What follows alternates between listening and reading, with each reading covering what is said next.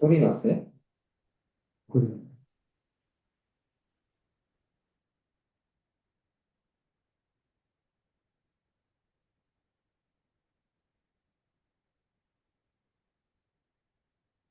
이거 그림은? 네, 있다.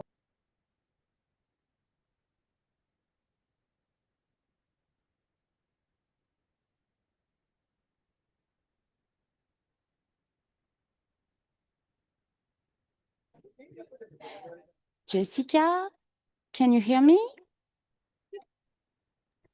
Yes, I can. This is Jessica. Perfect. We can hear you loud and clear. Thank you. Thank you so much.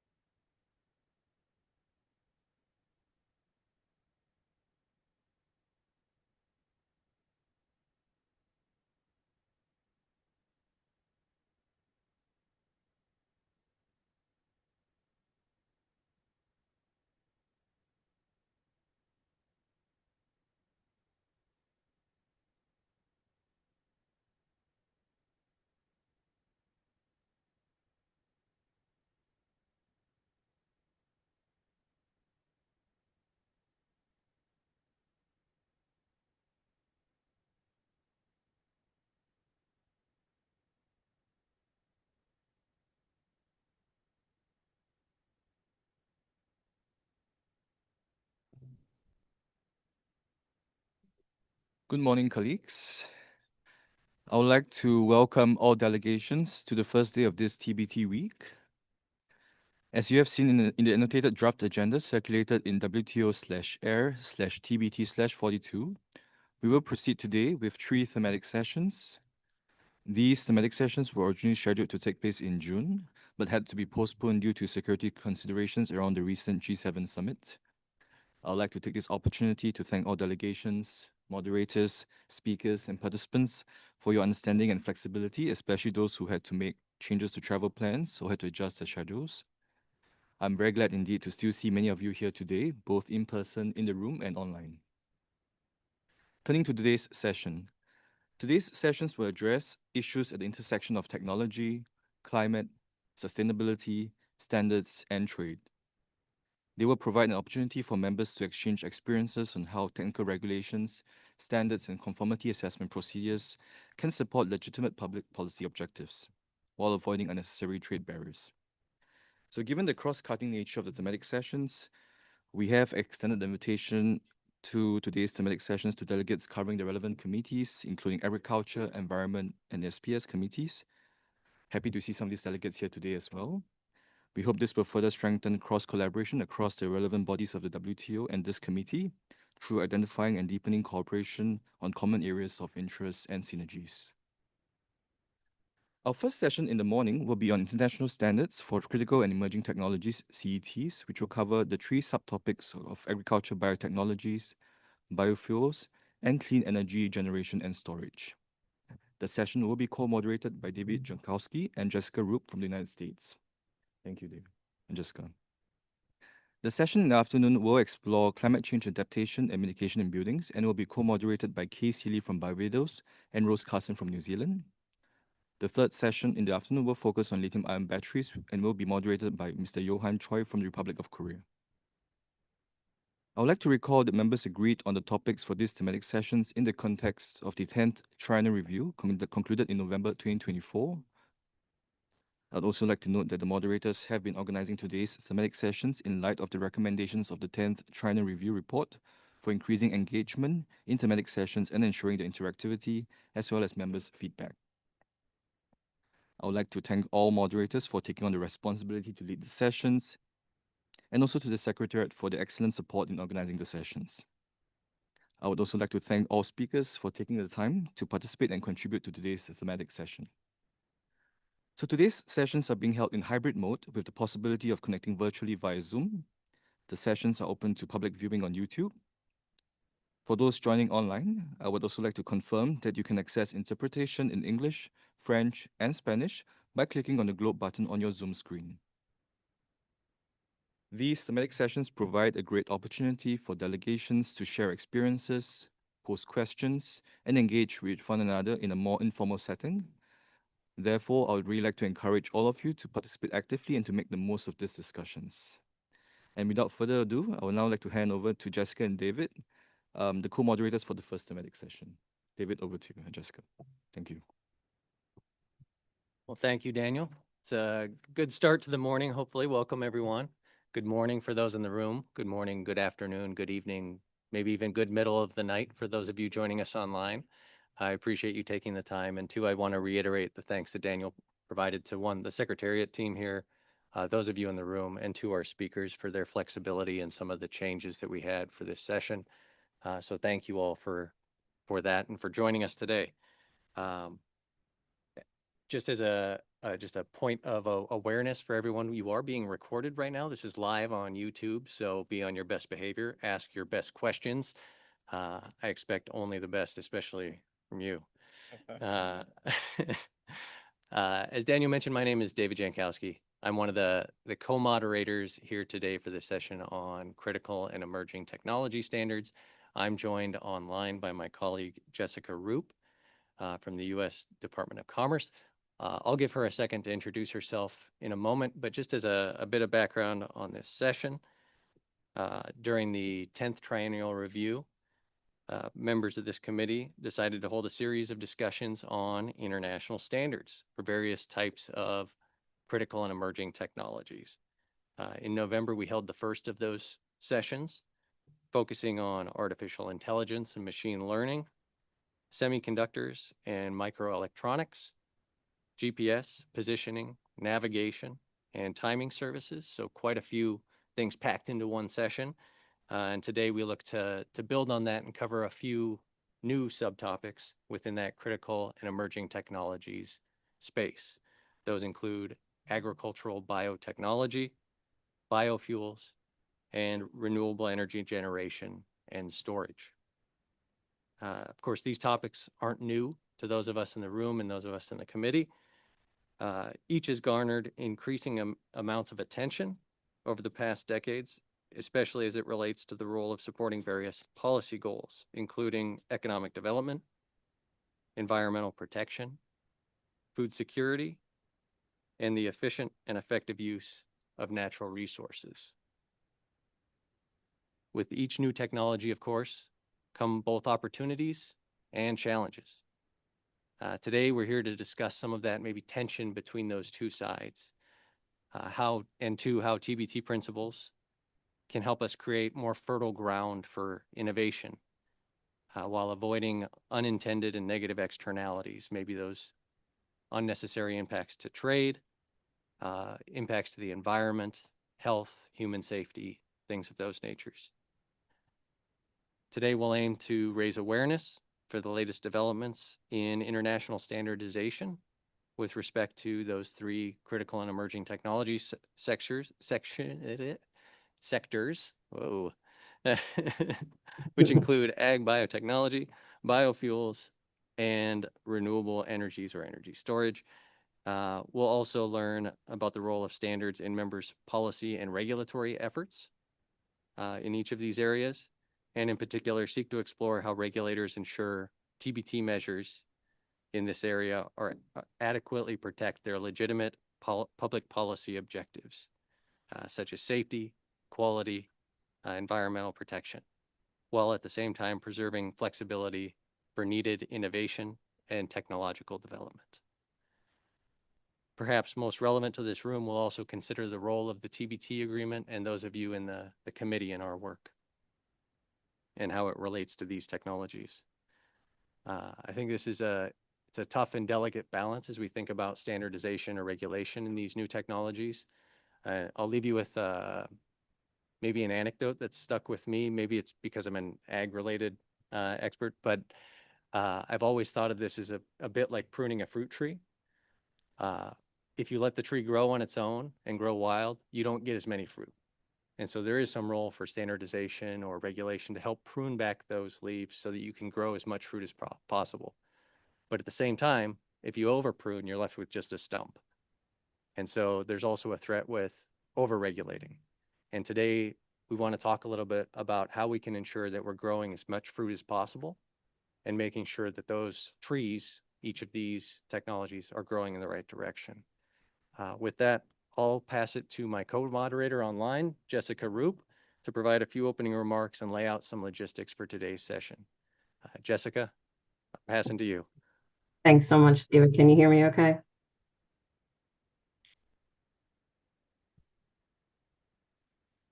I'm assuming you can hear. I didn't receive an okay, but I think I'm receiving the head nod from across the room.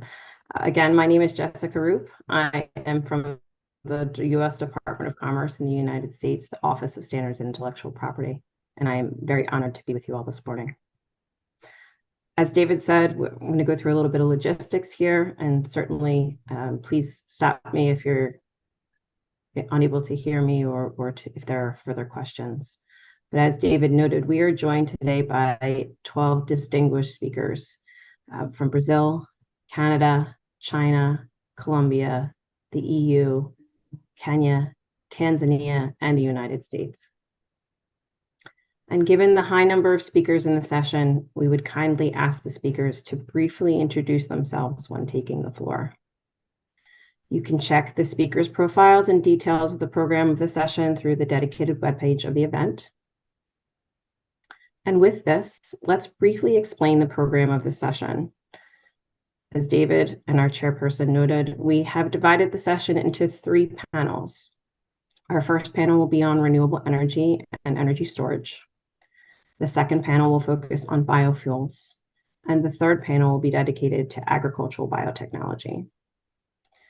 We'll start each panel with a brief presentation from each speakers, followed by a short Q&A on a very specific topic of the discussion. And after the three panels, we will bring all speakers together for a cross-cutting Q&A, including on best practices and lessons learned to support CETs. Finally, we will close with a lightning round of closing reflections from each panelist. We encourage the audience to post questions and share reflections so the session can be, as David noted, dynamic. We want to ensure that we're being relevant and as meaningful as possible. So panelists, for those of you in the room, please raise your hand, lift your flag. I'd like to intervene as you want to intervene throughout the session. And I'll rely on David to let me know if there's anyone in the room raising their hand, and I'll keep an eye on things online.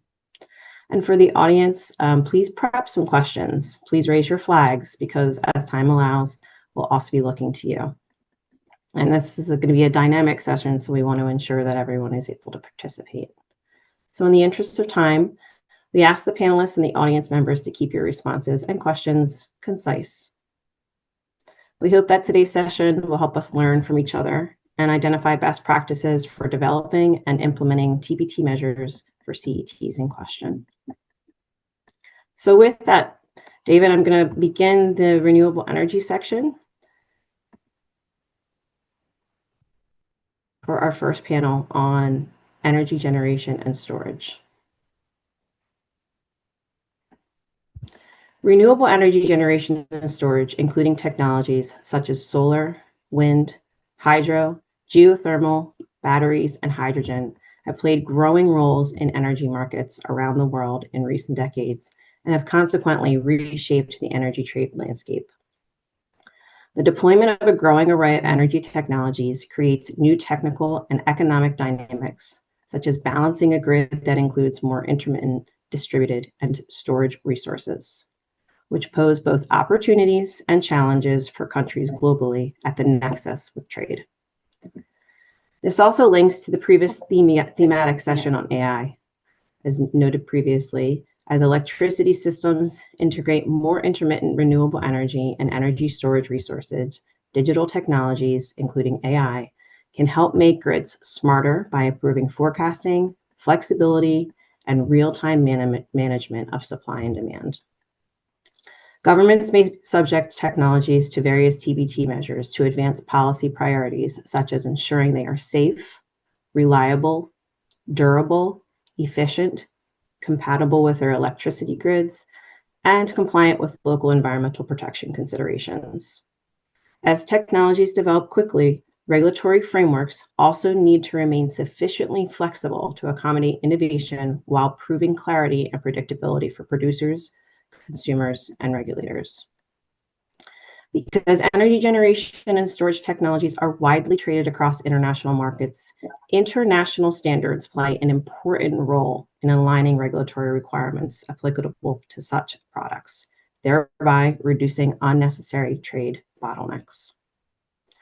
So with this background, keep this all in mind.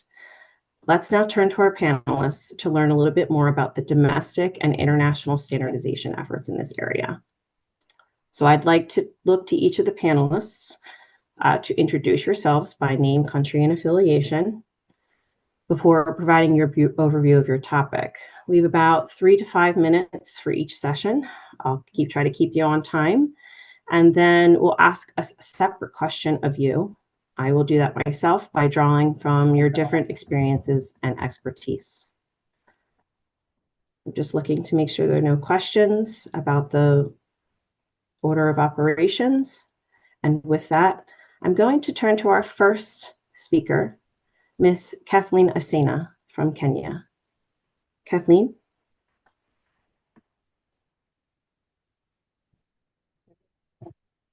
Morning, everyone. My name is Kathleen Asena from the National Oil Corporation of Kenya under the State Department of Petroleum. Quite happy to be here today to sort of discuss matters related to energy storage, in particular hydrogen exploration, which is a new frontier area when it comes to matters related to clean energy, especially energy that can be cheap and harnessed in a way that is in a way that would benefit everyone, but at the same time sort of takes advantage of what naturally exists. So matters related to natural hydrogen, it happens to be a resource that is not entirely well understood by many people. So the discussions today would be on matters related and similar to what we're seeing in oil and gas, trying to figure out if it is possible for us to break those barriers when it comes to trade of hydrogen, what standards exist, what regulations are there, so that this particular resource can be as ubiquitous as what we have with oil and gas. Thank you.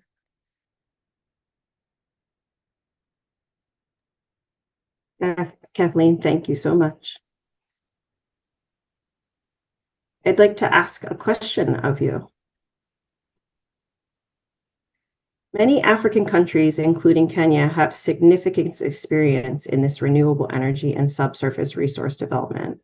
How can developing countries build competitive advantages in emerging renewable energy values rather than simply remaining suppliers of raw materials? And what role can the WTO play in supporting an open and inclusive global market?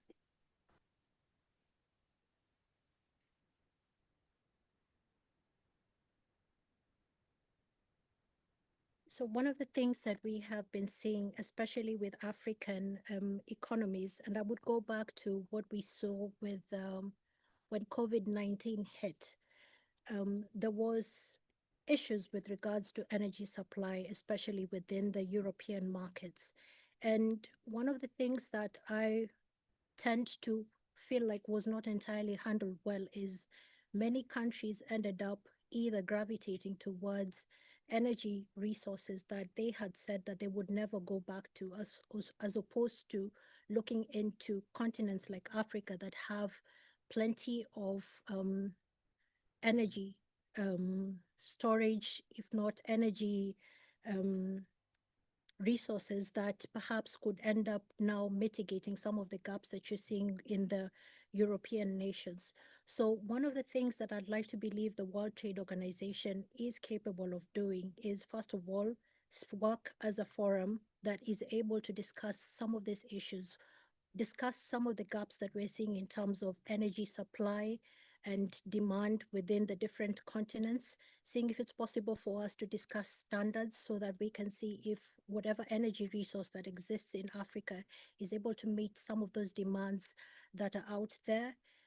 Discuss some technical regulations and conformity procedures that would enable us to be able to supply, facilitate trade, and also when it comes to matters related to policy, matters related to safety, environmental protection, is something that I'd like to believe that the WTO is able to assist when it comes to providing a platform where we can either share experience or we can advance certain dialogue on matters related to approaches where we as African nations are able to now come in and also equally be competitive in that space as well. Thank you, Kathleen. I appreciate the response. Let us move to our second individual speaker. This will be Alexa Burr. Alexa, floor is yours. Good morning. Thank you. And thank you for having me today. I'm Alexa Burr with the United States. I'm with the National Electrical Manufacturers Association, and we represent about 300 electrical manufacturers who make products that are used all along the supply chain, from the point of electron generation to delivery through buildings and the grid. We contribute about 1% to US GDP, and that is continuously growing as the electrical grid expands due to transportation, data centers, and more connected building systems. So as I mentioned, our company's products support things from renewable energy, energy storage, smart buildings, industrial automation, charging infrastructure, and cybersecurity. Energy storage systems in particular are increasingly being used to connect all of these different end markets and are used across all four of these key sectors. There are a range of applications for energy storage systems, which is one of the reasons why standards matter so much. We are seeing unprecedented growth in electricity demand across the globe. You can see here from IEA's 2025 report, the different energy and electricity demand outlook scenarios.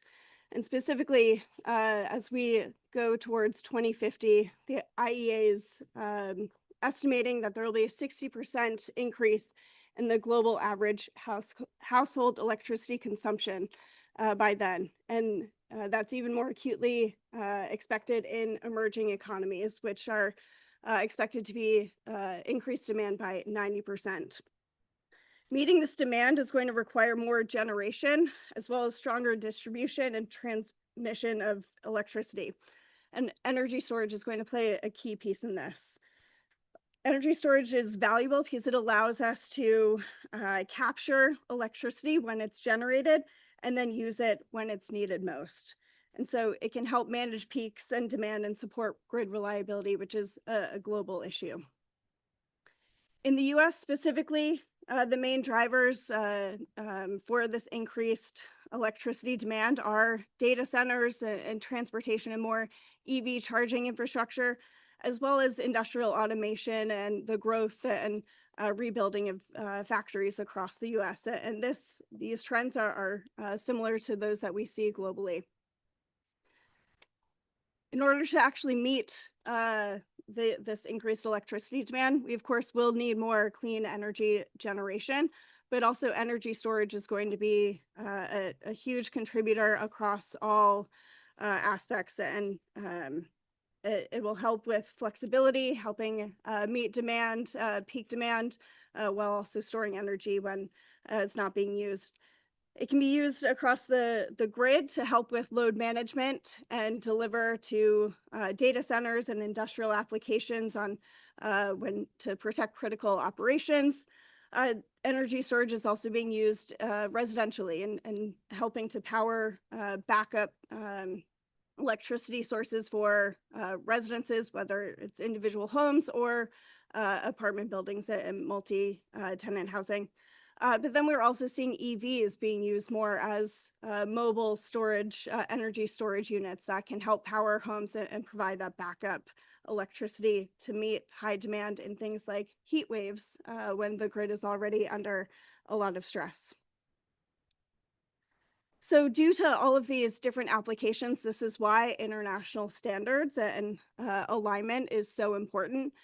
Being sure that we have consistent terminology, consistent ways of measuring performance, helps identify the specific use and applications and the specific combinations or type of energy storage system we might need.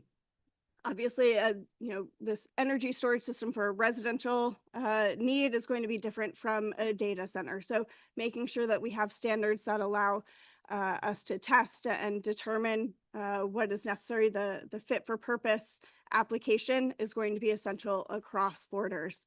This is also going to help improve safety and performance and reliability. NEMA has been developing a number of standards. We are an ANSI accredited standards development organization in the US. Specifically, we have a few standards that are used for testing and performance of energy storage systems, as well as reporting out on that performance. So there's equivalent terminology used across all of those applications. So the users, whether it's a utility or a residential developer, can identify the system that they need to implement in their specific application. In terms of global alignment, having common terminology and performance metrics helps support grid reliability, as well as identify and get products to market faster. If we have the same expectations and way of measuring performance across borders, we can get innovative technologies and the accepted, trustworthy systems to market faster. So with that, I'm happy. standards also help with interoperability, making sure that a product can be used in one market or economy and it's safe to use in another, overall helping enhance grid reliability and safety. So it's important that we rely on internationally accepted standards for commonality and making sure we're getting these technologies to market faster. So thank you, Jessica. Thank you, Alexa. I appreciate the focus on standards and that demand rises quickly. Let's dive into a question about the biggest challenges when deploying these energy storage at scale. Can you talk a little bit about where can international cooperation help address those challenges? Absolutely. And so as I was mentioning, energy storage is not a niche technology anymore or even a new technology, but the main challenge is going to be deploying it at scale and at the speed we need to meet that rising electricity demand that I mentioned. So with the different applications of energy storage systems, ensuring that there's the confidence in performance and safety is going to be key. And that's where the use of common international standards and performance metrics and alignment and conformity assessment of testing those energy storage systems is going to be key. So international cooperation and alignment around the testing, performance measurement, and conformity assessment to make sure that we're relying on the common technical approaches will help us deploy these technologies in the different use applications faster while reducing unnecessary technical barriers to trade. Thank you, Alexa. I'm now going to turn the floor over to Mr. Jairo Ayala from Colombia. The floor is yours. Muy buenos días. Buen día para todos. Mi nombre es, voy a compartir presentación.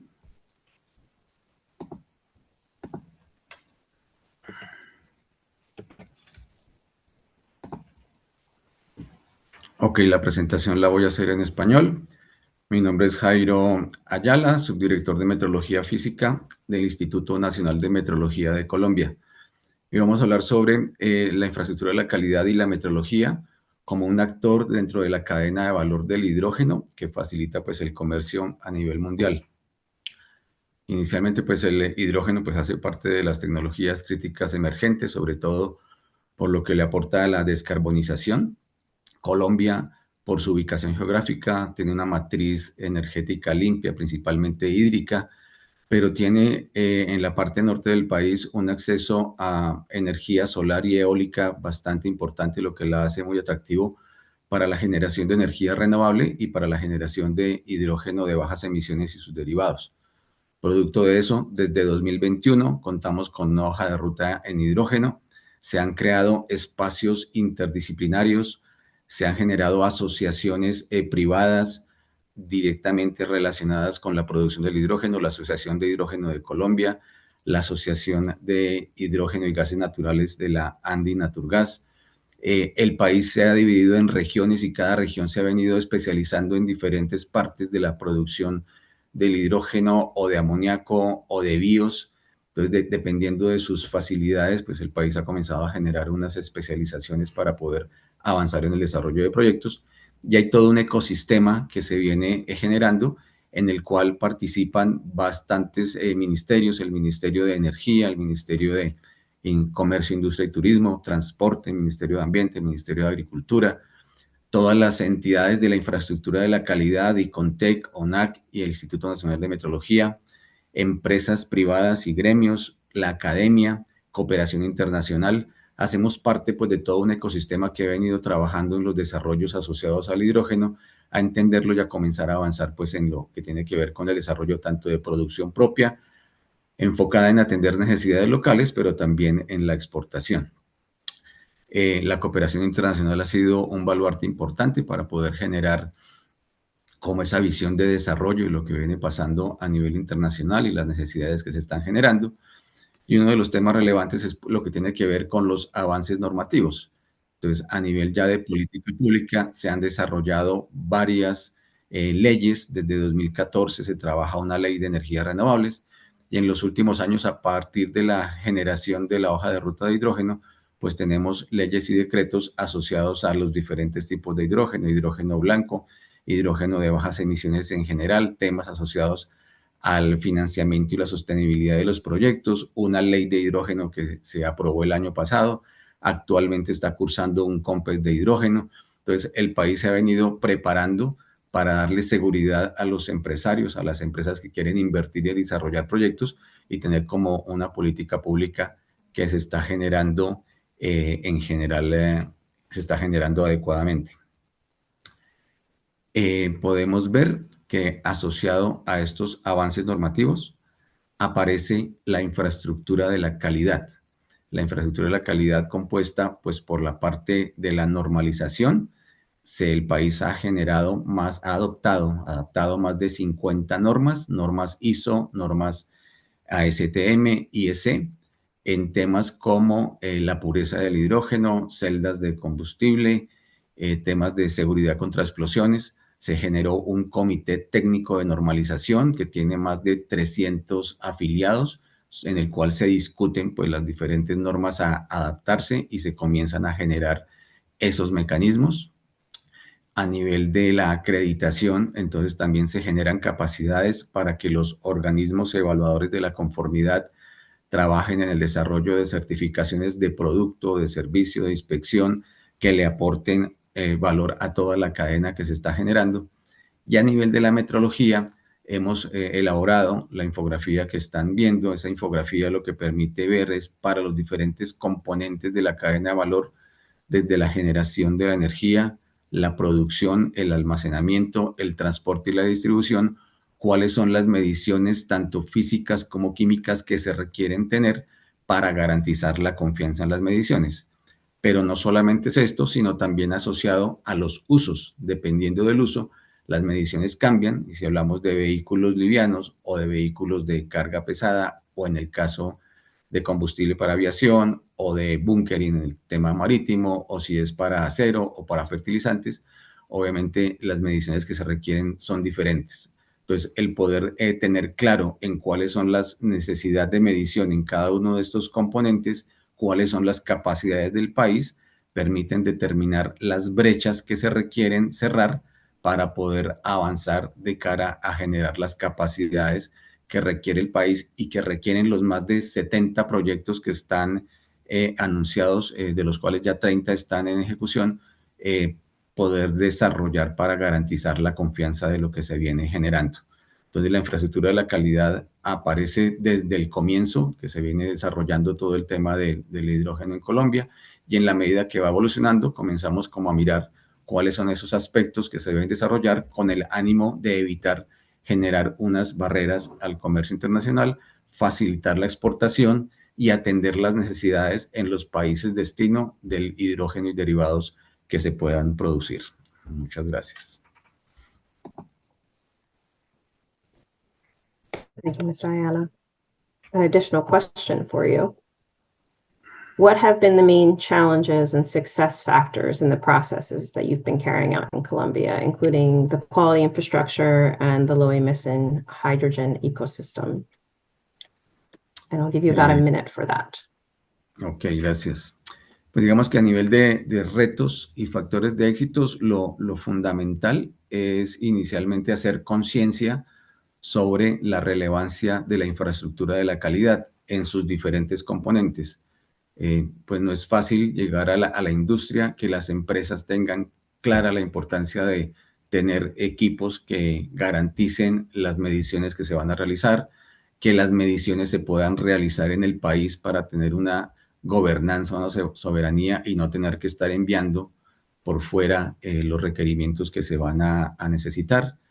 Poder articular los diferentes actores, somos 3 entidades diferentes, y poder generar una cohesión y que vayamos como infraestructura de la calidad y las normas que se desarrollen tengan un soporte desde el punto de vista de metrología y de acreditación, pues es relevante y viceversa. Y un tema importante es trabajar con la industria directamente, poder tener como ese enlace con la industria, estar sentados con ellos, estar permanentemente entendiendo las necesidades ya dentro del proceso productivo que se vienen generando y cómo la infraestructura de la calidad, cómo la metrología pueden apoyar el cerrar esas brechas pues vamos trabajando de la mano para que lo que se está produciendo en el país, pues digamos, tenga todos los soportes que se requieren. Acá un tema relevante es que la infraestructura de la calidad tiene acuerdos de reconocimiento internacional, tanto en la acreditación como en la metrología. Más de 100 países firmantes de los acuerdos de reconocimiento garantizan que lo que se está generando metrológicamente, las mediciones que se están definiendo y la parte de la acreditación, las certificaciones que se producen, pues tengan ese reconocimiento internacional, lo cual facilita el comercio y garantiza que vamos en el mismo camino. Tal vez finalmente un tema relevante es el estar atento a la evolución tecnológica. Una nueva tecnología como el hidrógeno cambia permanentemente. Un tema era la foto del 2021 cuando se hizo la hoja de ruta y la visión que se tiene en ese momento. Y otra es la realidad actual, donde de pronto ya hay unos usos que a nivel internacional son los que se van decantando y hacen que tengamos que generar las capacidades para irnos cada vez acomodando pues a esas nuevas realidades que se vienen generando a nivel mundial. Thank you, Mr. Ayala. I appreciate your response. Let's move Gracias. to our next speaker, Mr. Yu Zhang. Your floor is yours. About 3 to 5 minutes for your introduction, and please introduce yourself.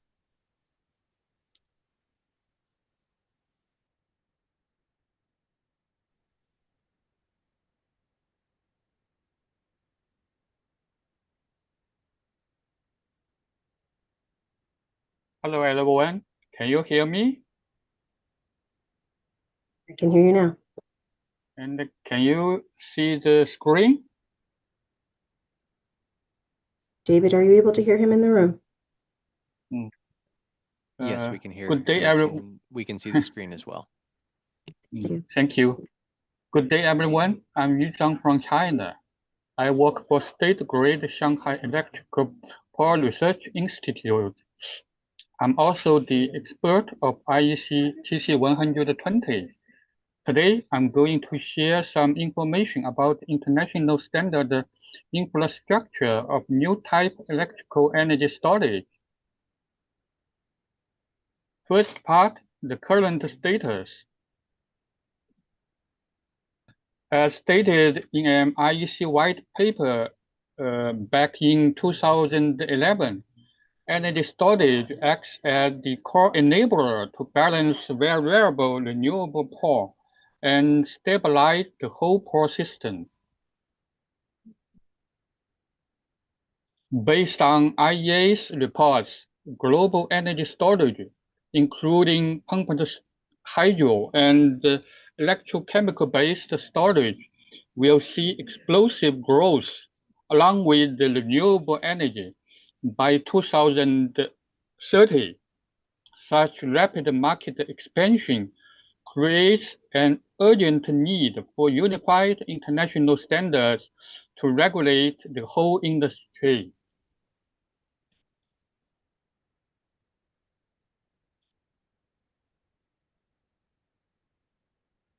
To build targeted standards, we first sought electrical energy storage system by energy conversion firms. The whole system covers 5 major branches: mechanical, electrochemical, chemical, electrical, and thermal storage.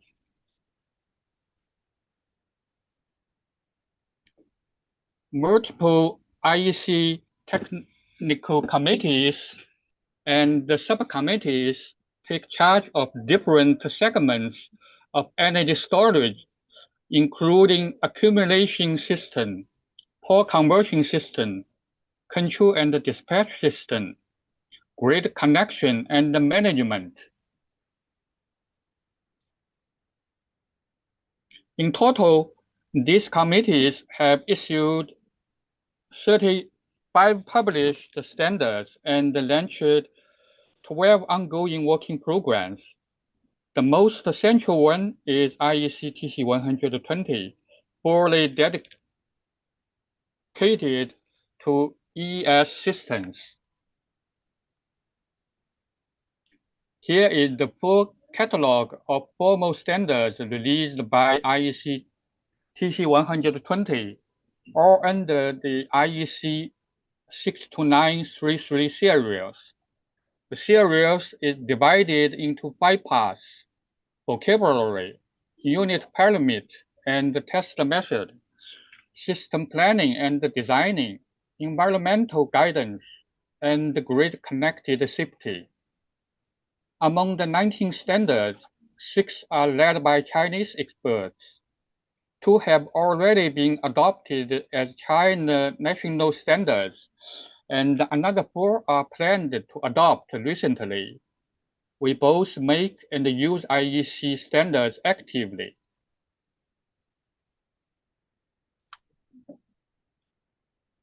Besides TC 120's dedicated ES standards, many cross-domain international codes complement the whole standard system, such as other IEC standards, IEEE, UL, MFPA standards, and several grade codes.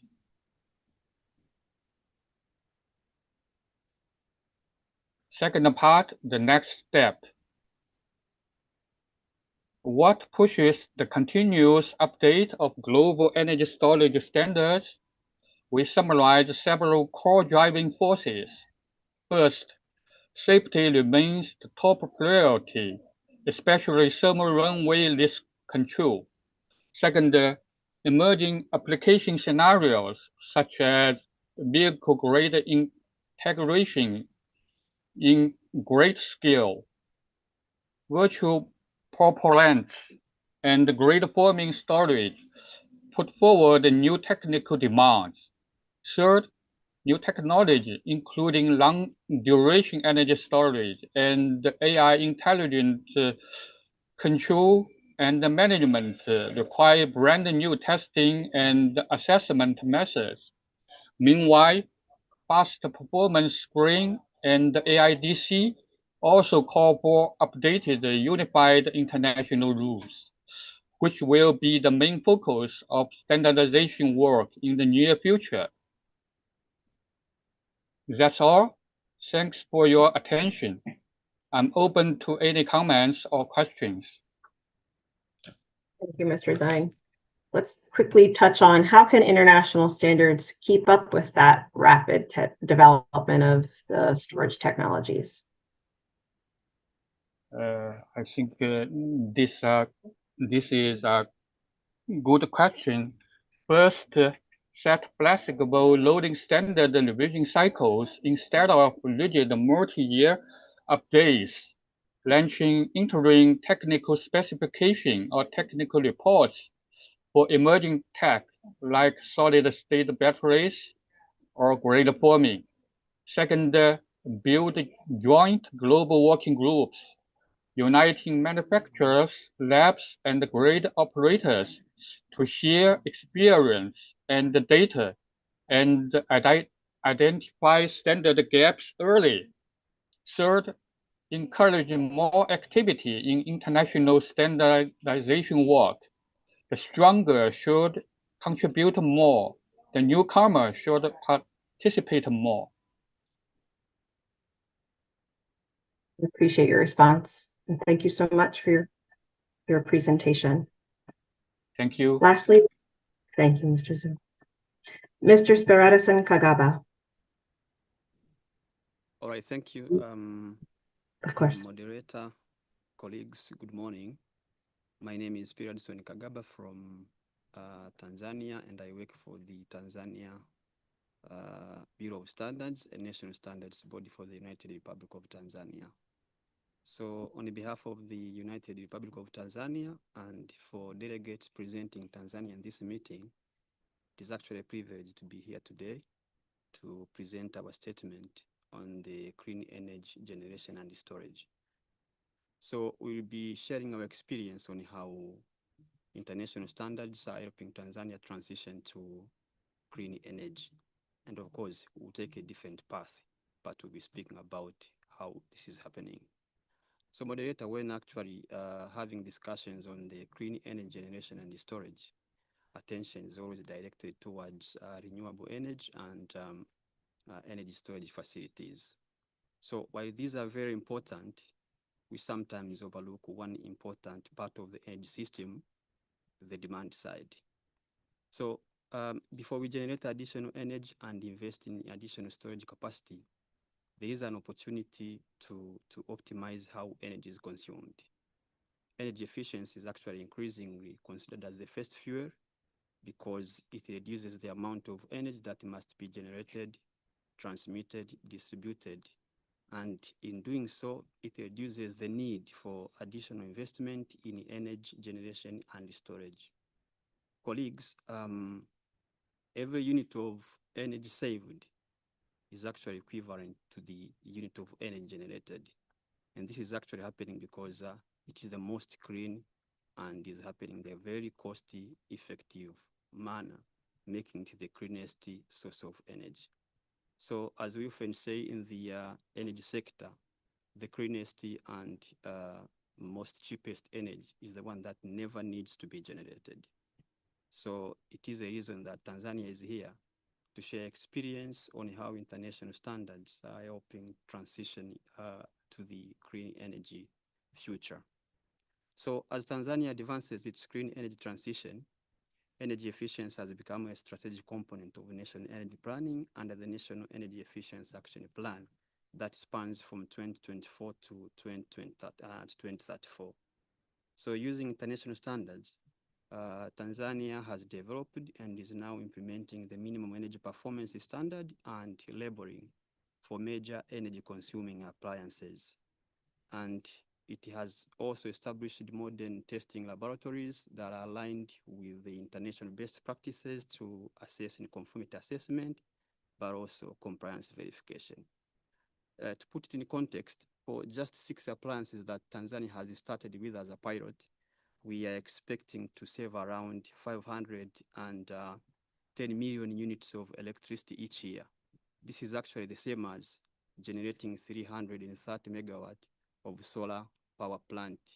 So what is happening here is that instead of going to the generation facilities, invest in generating energy from solar power plant where you have to construct these plants, we have actually generated this amount of energy from the demand side, and this is the cheapest solution going forward.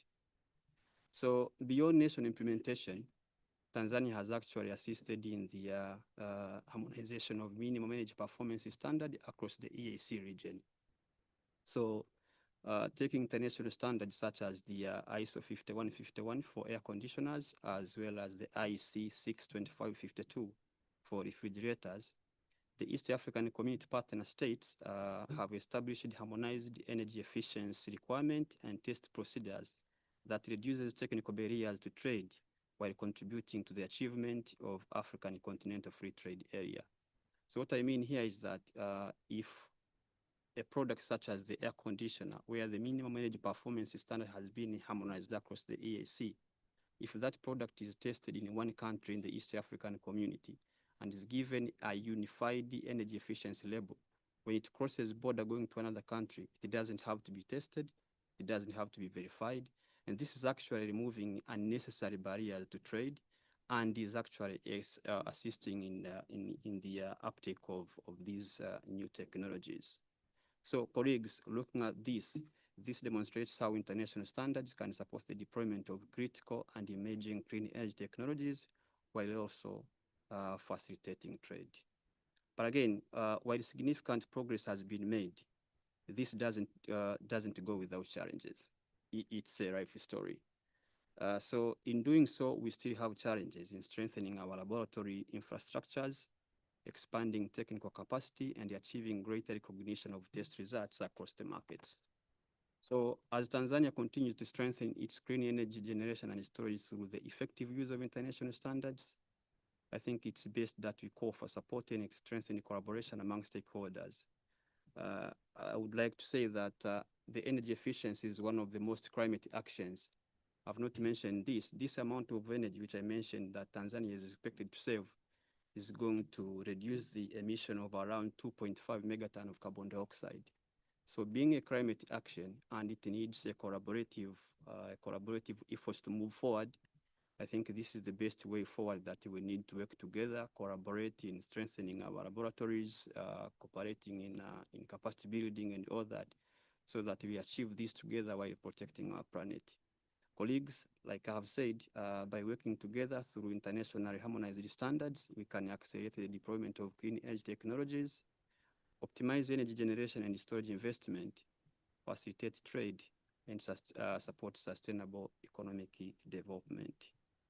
I would like to thank you, Chairperson, for this opportunity, and on behalf of the United Republic of Tanzania, I want to thank you, colleagues, for your attention. With that, I would like to, if you could allow me to submit, moderator. Thank you. And thank you so much for your response and for the helpful background of what's happening in Tanzania. Very quick question. Well, you mentioned the minimum energy storage, minimum energy performance standards and labeling. In the next 30 seconds, because we were a little over time here, I want to make sure we have opportunities to go to the audience as well. How do we measure and support the development and adoption of the critical and emerging technologies? Okay, brilliant. It's a good question. Actually, briefly, I think the minimum energy performance standards and labeling are working together in two ways to support the development of critical and emerging technologies, while also assisting the uptake of these technologies. So the MEPs as standards are pushing the market by removing least efficient performing appliances, by creating minimum efficiency, and in doing so, this encourages manufacturers to continue innovating so that they can continue selling that market. So on the other hand, the energy label is actually creating a pull effort, pulling the market by assisting consumers easily identify and choose a more energy efficient product from the market. So as more people buy these products, manufacturers are encouraged to invest even in better and more efficient technologies. So in a summary, together the MEPs drive the development of better technologies, while the energy labels encourage people to adopt them, and that's how it goes. Thank you. Thank you so much. That's a helpful answer. And I appreciate all of these insightful contributions from each of the speakers.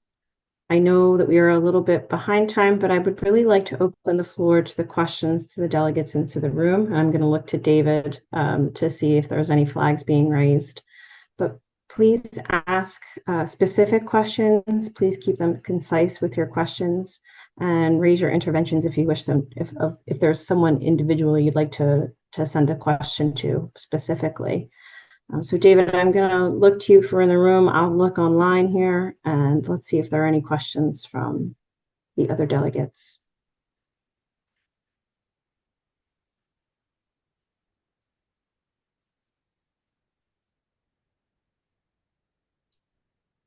Don't be shy. Any flags being raised? I know it's early there.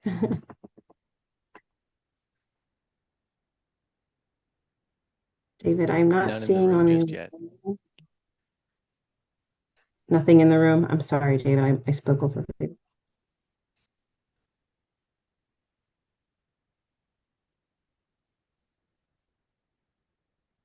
Okay, well, perhaps I can look to do an overarching question and to any of the speakers, and really to note, as many of the speakers have noted, around the world, we're looking at innovators that are looking to advance technologies that really help to reshape and how we produce energy and the power our economies through breakthroughs in energy storage, low and natural emission and hydrogen, and other technologies, really to strengthen and open opportunities.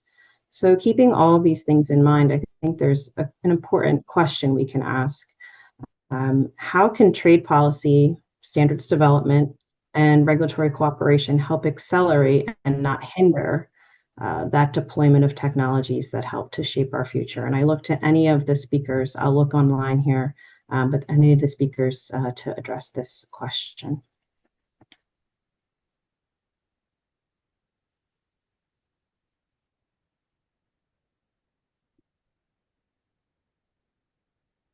I think I would want to answer your question by trying to mirror what we do in the oil and gas sector. And one of the biggest takeaways that we can have with this conversation that we have here is the question, why did oil and gas become so widespread? Well, there's several things that happened. One is demand, as my brother here from Tanzania mentioned. If there is demand, then you would see a particular industry or a particular resource growing. So with demand for oil and gas, we saw industrialization, we saw transportation, we saw petrochemical industry growing, we saw the fertilizer, or in turn, the agriculture industry growing. And for a resource like hydrogen, you would tend to also equally see the same parameters also equally mirroring in the hydrogen sector. That hydrogen can easily be used as long-term storage in sectors that are difficult to, what we call hard to abate, and hydrogen being used in the fertilizer industry as well as in the petrochemicals. And we also see that technology improved. So oil and gas became ubiquitous because drilling became cheaper. Exploration became much easier in several countries. Refineries ended up growing because of technology. Pipeline shipping grew because of technology. So the same can also equally be seen, especially with a resource like natural hydrogen, where with improvement in technology, we would see it become more or we would see it proliferate in different countries. Now, this is where gaps exist on matters related to standard. Imagine if you want to trade in oil and gas and we don't entirely have any standard with regards to how we trade this particular resource. Imagine if a barrel is measured differently from one country to another or from one continent to another. So it becomes very difficult for you to end up trading if we don't entirely have any standard for a particular resource. So with oil and gas, what we have is we have come up with standards with regards to resource classification, how you construct wells, pipelines, even matters related to health and safety. There are standards that exist because you don't want another Piper Alpha or another Deepwater Horizon. So those standards are what actually make this particular industry grow, because if you go to Norway, those particular standards with regards to exploration and production are the same that you would also equally find in Kenya. So the same is also something that perhaps can be utilized when it comes to matters related to exploring for natural hydrogen. Another would be legal framework. Who owns the resource? In terms of fiscal terms, what taxes exist? What royalties are there? How do I obtain an exploration license for you to end up exploring for natural hydrogen? So good regulation does not entirely mean that that particular resource exists in your country. I'd give an example of traffic. You don't wait for there to be traffic within a city for you to build a road. You build the roads in anticipation for that city to end up developing. So that's why legal framework is important, especially for this particular resource.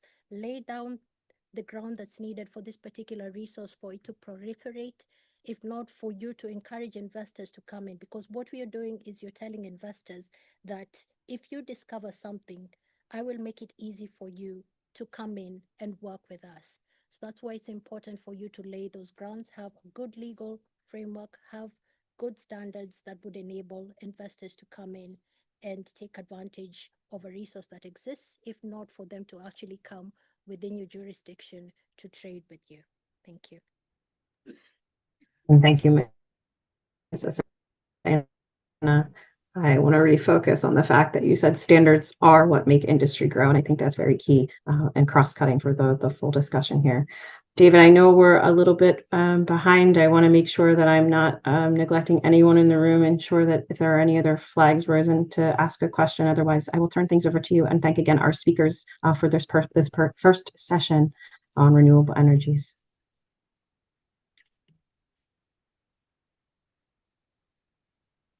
Pausing for any questions. Seeing none online. Yep. Thank you. None here either. Thank you, Jessica. I'll come back to you in a little bit. And again, thank you to all the speakers in that first panel. We'll move on to the second panel. This will give you time to think about more questions. We'll have a cross-cutting session at the end too, so you can build up those questions. You don't have to get them all out at once. Don't worry, I'll come back to you. So on to panel 2. Here we are. This session is on biofuels. So changing pace a little bit, but still in the energy sphere, perhaps. Just as a bit of background, so biofuels are made from a variety of sources. These are often called feedstocks. They can include things like crops, so sugar, soybeans, corn, waste products, used cooking oils, animal manure, tree tops and trimmings, as well as agricultural residues. Those are those byproducts left after harvest, things like wheat straw or rice straw. Biofuels play an important role in environmental and energy strategies for many countries. They can diversify energy supply, support climate targets, and contribute to broader policy objectives. But as with any new technology, there are potential risks that can arise as demand and production increase. These can include pressures on other resources like water, soil quality, impacts to food production, or land use. These pressures have led many governments and to private sector stakeholders to develop or consider measures, both voluntary and mandatory, to support quality, efficiency, and sustainability of both biofuels and the feedstocks that make them. In fact, many WTO members have notified an increasing number of measures related to biofuels, including measures on sustainability criteria, certification schemes, fuel quality specifications, blend requirements or targets, sampling and test methods, among other things. As you can tell, there's a lot of area to cover. We'll try to zoom in today on the role and the state of play for standardization for biofuels.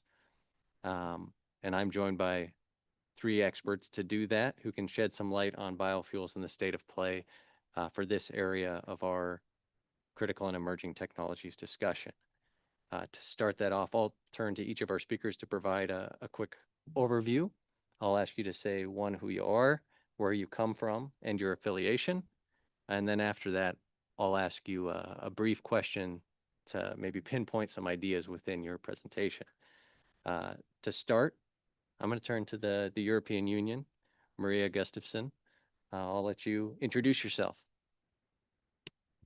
Thank you very much. It's a pleasure to be here and to talk about standards. My name is Maria Gustafsson, and I'm a project manager at the Swedish Institute for Standards, SIS, which is a Swedish member of the European Standardization Organization, CEN, and the global one, ISO. I have worked there for 18 years, the majority of the time leading international and European standardization work on sustainability and other horizontal topics for bioenergy and the bioeconomy as a whole. I hope that you will excuse me if I sometimes also talk about bio-based products, as the value chains are often integrated. When it comes to biomass sustainability, it is definitely one of the more complex topics I have worked on, essentially because while the market for biomass is global and there is a strong wish for a level playing field globally, the conditions differ so much between different biomass types, for example, the boreal forest compared to agriculture in tropical regions, for example, and also around the world. When working on a standard called ISO 13065, Sustainability Criteria for Bioenergy, it became evident that not only was it impossible within that setting to prioritize between indicators and say which ones are the most important, but of course also to set thresholds. It was decided that this would be for the policymakers to decide and not for the technical committee. Instead of thresholds, this standard provides a risk-based approach where the economic operator evaluates their operations in relation to a set of indicators and focuses on the most significant impacts, both positive ones and negative ones. And this is only, so to speak, to create a level playing field between biomass types and geographical regions. Then you also have another key aspect to consider, especially when it comes to critical and emerging technologies, and that is how to create a level playing field with the already existing materials and products, in this case often fossil-based ones. There is often a wish to show that, for example, biofuels are better than their fossil-based counterparts. This, however, of course, requires that you have data to compare with, which is often not the case. After all, it's hardly in the interest of the traditional industry to provide data to prove this. In the European Union, there are benchmarks for GHG emissions when it comes to fuels, but not yet for products. Also, these traditional processes already have the advantage, as the speakers in the previous session were talking about, that they are well established, efficient, have a strong standard infrastructure already, which makes it quite hard to compete for the new technology sometimes. Standardization can help, but it can also create barriers, either intentionally or unintentionally. These barriers can consist of standards that are not material neutral, for example, or test methods that do not work for new materials, as well as standards showcasing benefits for the emerging technologies that do not yet exist. This is why it's very important in innovation to not only look at what additional standards might be needed, but also to look at the existing standard infrastructure to see if these work or not for your innovation. But on a positive note, there are also many examples of where standards have helped innovations reach their intended market a lot easier due to the existence of standards. However, it can be very hard for someone that has a startup to do this type of assessment of existing standards on their own. After all, they are focused on building their business. This is where publicly funded research, as well as projects which develop mappings, roadmaps, and feasibility studies can play a role, such as a project called Stand for Bio, which we currently carry out at CIS with EU funding. Stand for Bio maps and analyzes standards for bio-based materials and products, as well as industrial biotechnology and biofuels. The project also performs a needs assessment as well as a feasibility study leading to a set of recommendations linked to standardization. This project will now start its outreach phase after extensive mapping exercises. The first step would be a series of open workshops in August and September. So if you want more information about those, you can scan the QR code in the presentation. But basically, 3 key takeaways that I want you to maybe remember. That biomass sustainability is both a global and a local issue, and it has global relevance, but it requires local solutions. Then you have the competition with the fossils and other conventional materials, where standards can help create a level playing field, but it's important to consider the proportionality of reporting. There you have the standards mentioned below are for GHG emissions and climate effects, where you can do comparisons. But also, of course, relevant product-specific standards. And also that standards can support innovation, but it's important to consider not only the need for new standards, but to investigate which ones are already there to see if they create potential barriers. Thank you. Thank you, Maria. I particularly like the portion you mentioned, kind of alluding to not reinventing the wheel as well. There are a lot of standards out there, and making sure you're participating in that process and looking at existing research can be incredibly helpful as you look at these critical and emerging technologies. Maybe a question for you to build on your presentation. Could you reflect on the role of projects such as Stand for Bio and how they support emerging technologies? Yes, I would love to. So one of the challenges with standardization is that it tends to happen in silos, meaning that each technical committee works on their scope. As things get more complex, and especially when it comes to horizontal issues such as sustainability, LCA, terminology, etc., the risk of overlap and duplication grows. So projects like this one, where you map existing standards and investigate the additional needs, are important as they give the full picture, or at least as close to it as we can get, in a way that would be impossible for even a large company, and let alone a startup, to do. And apart from showing the state of the art, they can also help in identifying barriers and proposing solutions. If the project has a link to policy, they can also alert policymakers of topics which the industry might not sort out by themselves without some policy direction. But of course, for these benefits to capitalize, it's very important that these type of projects are carried out with a lot of stakeholder involvement rather than being desk products. Otherwise, they always run the risk of being counterproductive. Thank you for that. And keep your seat warm because we'll come back to you for an open topic. And you should be coming up with questions in the audience. I hope you're still paying attention. Emily, I'm going to turn to you next from the United States. Emily Marthaler, I'll let you introduce yourself and then jump in. Sure. Thanks, David, and really appreciate your inclusion on biofuels in this discussion today. I find biofuels a very exciting topic, and it's really an interesting nexus between agriculture, technology, transportation, energy sectors, environmental sectors, as well as economic development.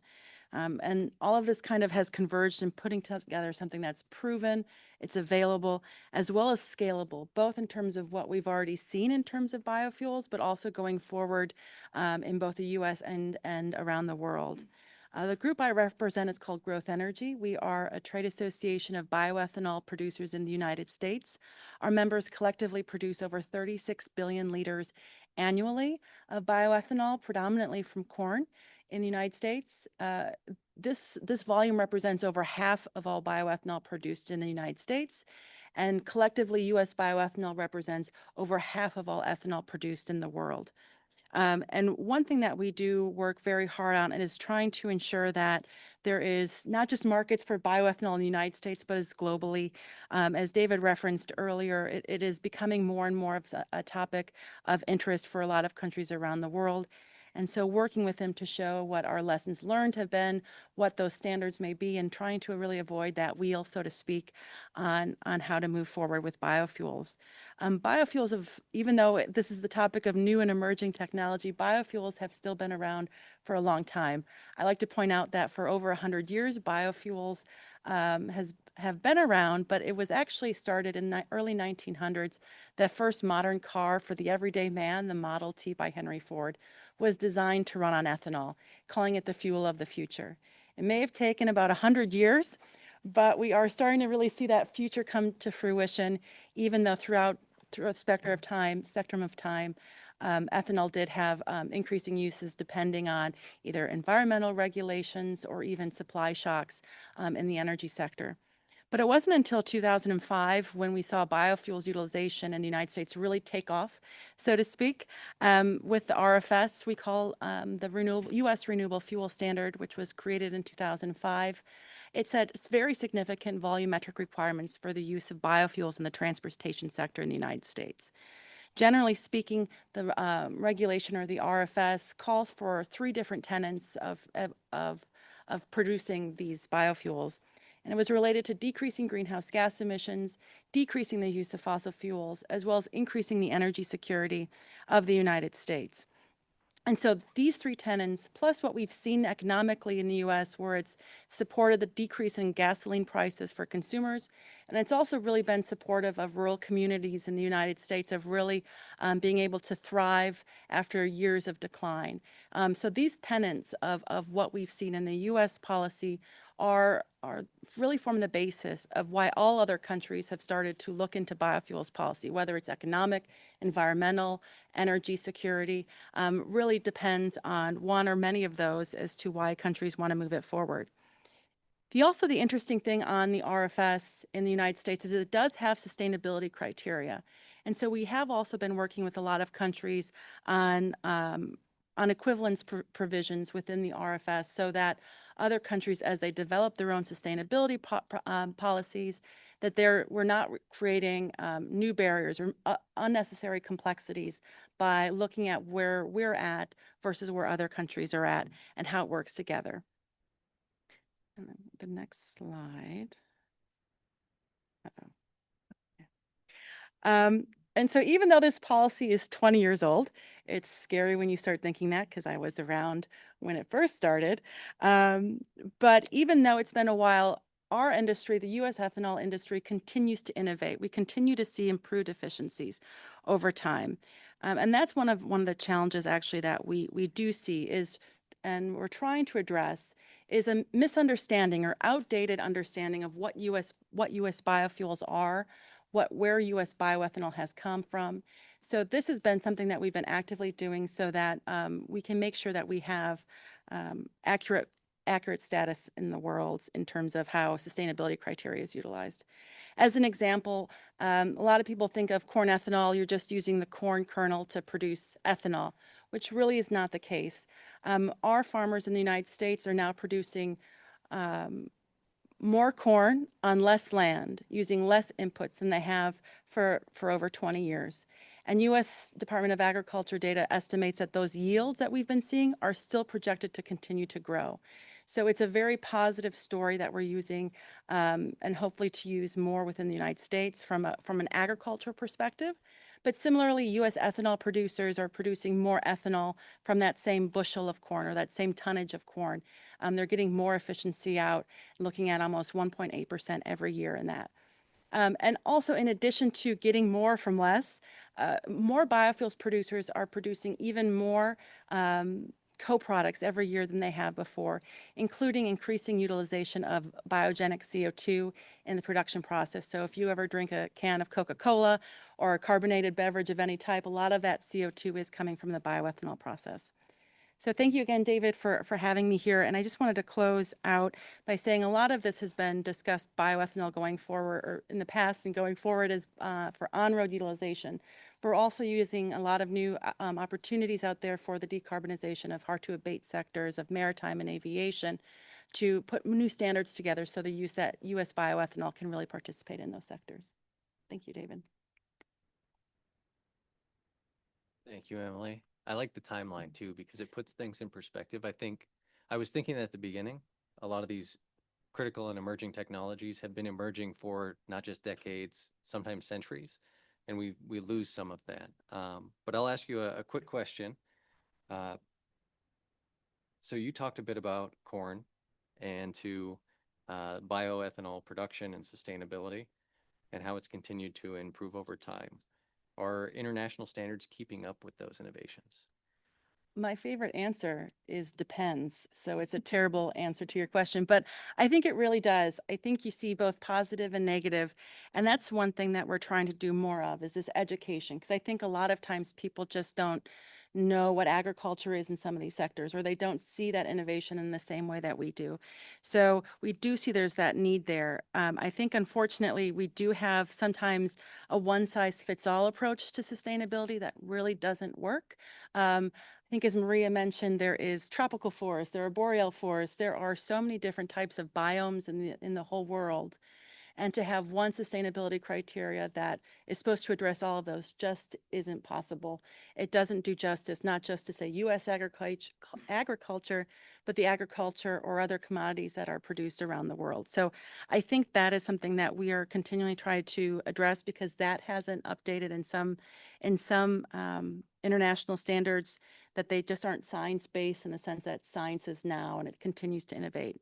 But I think on the positive side, we do see some increasing interest to make things that are either more risk-based or looking for some of those ways, such as within the International Maritime Organization, on how they judge land use utilization and how that is a little bit different there. So it depends, but we are seeing some positive movement. And I think some of it is just we as an industry need to do more in terms of education. Thank you. Thank you, Emily. And I'll turn to our third and final speaker in this subsection of our discussion, Miss Yan Sui from China. I think she's joining us online virtually. Can you hear us?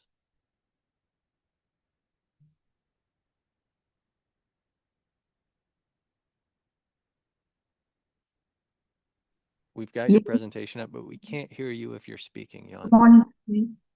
Ooh. If you could turn up your microphone just a little bit, you're a bit quiet. Okay. Good morning, Perfect. David. Can you hear me? Yeah, thank you. Wait for a moment. Okay, please.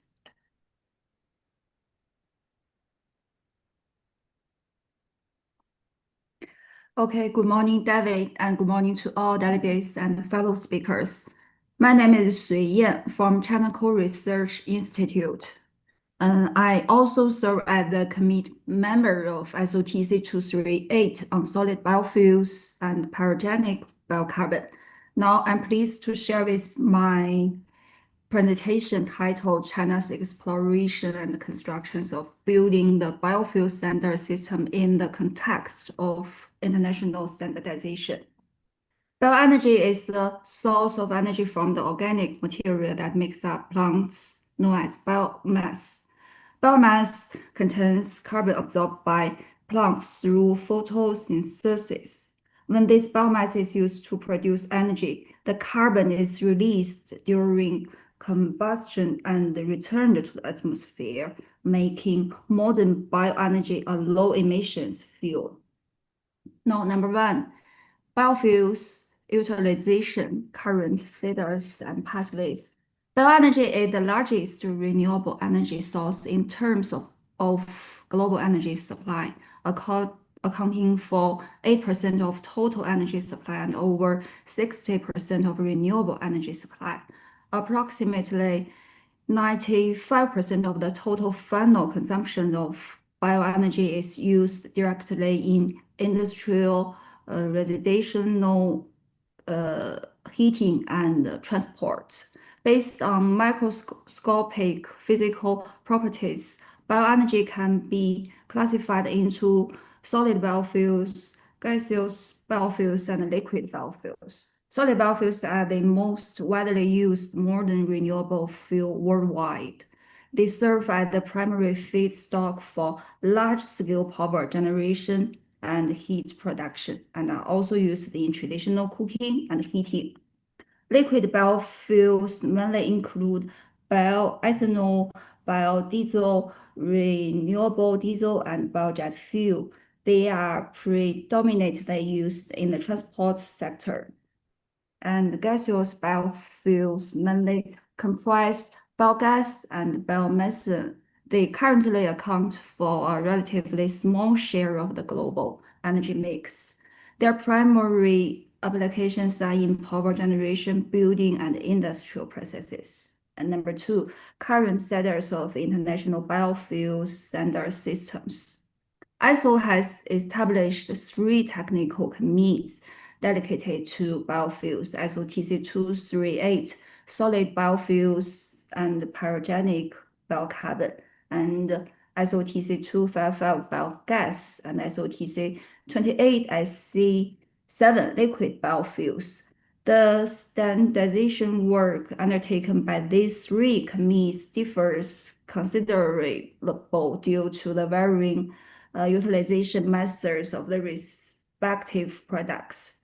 For solid biofuels, the focus is on quality assessment methods for fuels and safety management requirements for storage and handling. For liquid biofuels, the emphasis on methods for evaluating their physical chemical properties. For gaseous biofuels, the work centers on the design and technical requirements for biogas generation or utilization systems. Especially as of June 2026, the committees have published 58 international standards. And number 3, China's practice in building a biofuel standard system.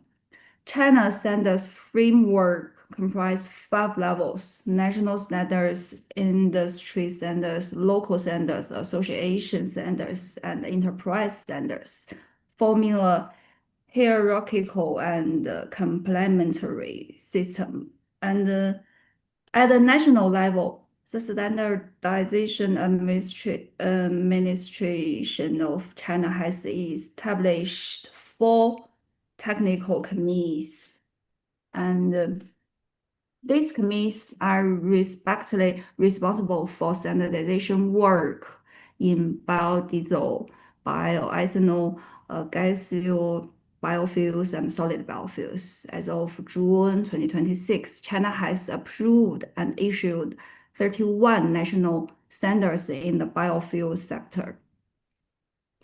And number two, industrial standards. A total of 192 industry standards have been developed, which further refine and expand the standardization landscape for bioenergy applications, addressing specific needs across different industrial sectors. And the local standards. The utilization and production of biofuels in China exhibit notable regional disparities.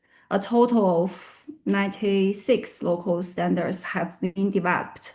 These standards are more tailored to the bioenergy application and industrial development realities of individual provinces, offering greater specificity to meet the feedstock availability and investment patterns in each region. In summary, China has built a multi-tiered biofuel standard system that is anchored in national standards and supplemented by different industrial and local standards. This framework accommodates regional development variations, promotes industrial growth, and accelerates the substitution of fossil fuels with renewable bioenergy. Okay, that concludes my presentation. Thanks to the attention. Thank you. Thank you, Shuyan. I also like how you emphasize the importance of having multiple layers within the standardization process and how the best standards can then percolate up so that industry can use the best available solutions based on trial and error. Maybe a question for you to build on some of your presentation. Could you please share the latest hotspots or recent progress in international standardization for biofuels and maybe illustrate some of these developments with reference to specific application scenarios or practical case studies? Okay. Let us take an emerging hotspot concept in the field of solid biofuels, pyrogenic biocarbon, as an example. According to the strategic business plan of SOTC 238, the shift to a variety of renewable forms of energy is underway, including replacement of fossil fuel with biomass-based fuels. There is obviously a great disparity from one region to the next, which clearly directs us into extensive trading with energy and fuels. The steel industry has begun transitioning to biocarbon as an alternative to fossil-based coal. The global market for pyrogenic biocarbon is rapidly increasing. Pyrogenic biocarbon is used in various industrial and material-based applications, including soil amendment, carbon dioxide sequestration, energy storage, filtration, and in the feed and pharmaceutical industries. International standards are essential for establishing reliable specifications of pyrogenic biocarbon properties across various applications, facilitating the large-scale commercial implementation of new and emerging technologies. Thank you. Thank you. From there, we'll turn over to a more open discussion for all our panelists. This gives an opportunity for you in the audience to participate. So looking for flags, but maybe to help get you excited, I'll ask the first question. That way you can warm up and I'll wait for your flags to come up in the meantime. So maybe just a primer. Maria, I liked something you mentioned. It made me feel a lot better about my prep for this. You said how complex this topic is. In your experience, and this is for all the panelists, what are the keys to successful consensus building in topics like this that are so complex? Thank you, David. I would say that there are three key components for good consensus building and a successful outcome. First, of course, you need to have a wide variety of experts around the table. It might make the process more difficult, but it gets you better results in the end because you haven't forgotten important perspective. And those experts also need to be willing to dedicate time and effort to the process because standards don't write themselves. So it does take time for those involved. And of course, the second key component is the leadership.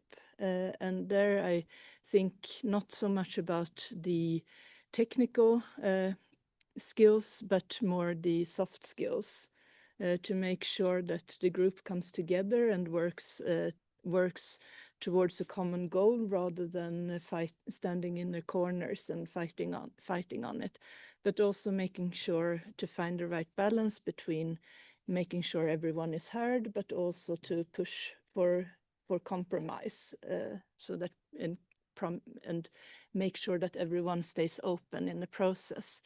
And of course, also for the group to have a reasonable expectation of the outcome. If this is a first standard on a highly complex topic where you start with a blank paper or with a lot of different initiatives that point in different directions, then you might not get the perfect result the first time, but you get something that you can continue to improve over the years and build on while the industry, for example, tries it out.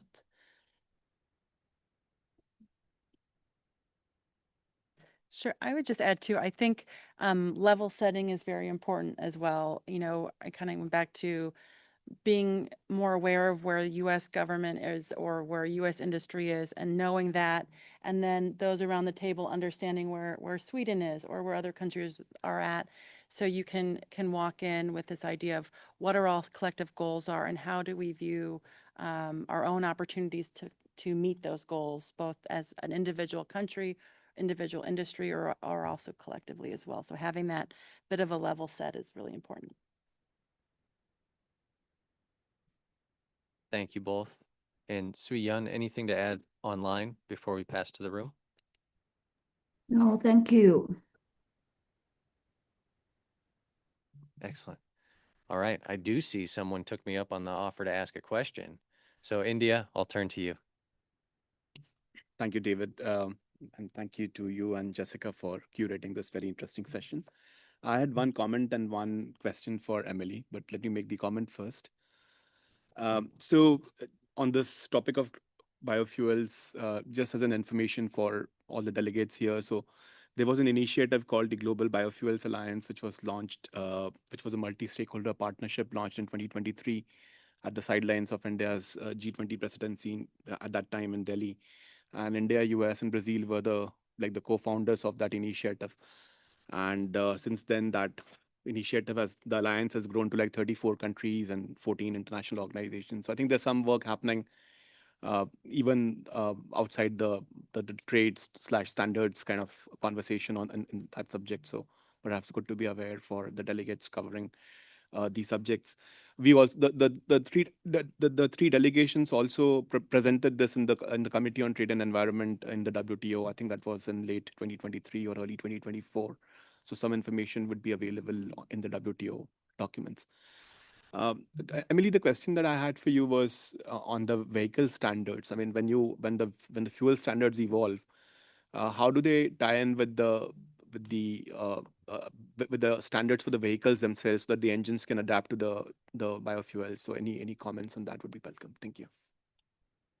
Sure. I think from the US, we've had a 10% ethanol blending policy for over 30 years. So our vehicles have had that opportunity to really meet that standard head on.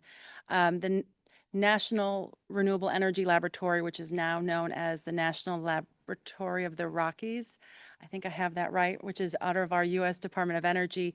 They have done studies looking at different fuel standards around the world and what that means in terms of for what cars, what engines could run on at least blends of E10.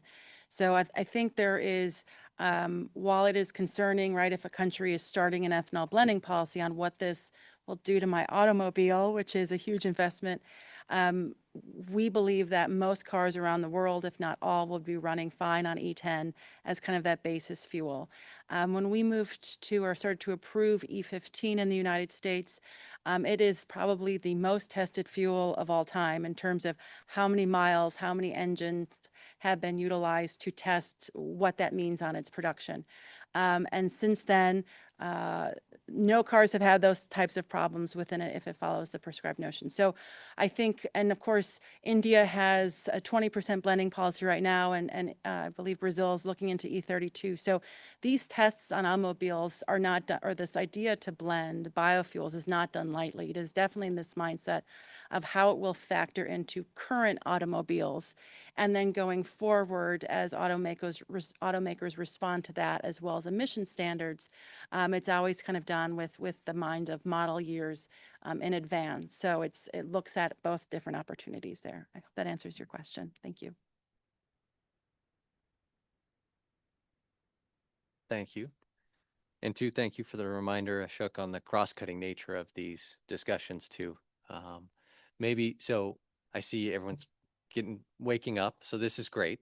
I'll get these last two questions before we move to the next section. But first we'll start with Canada. I see your flag up.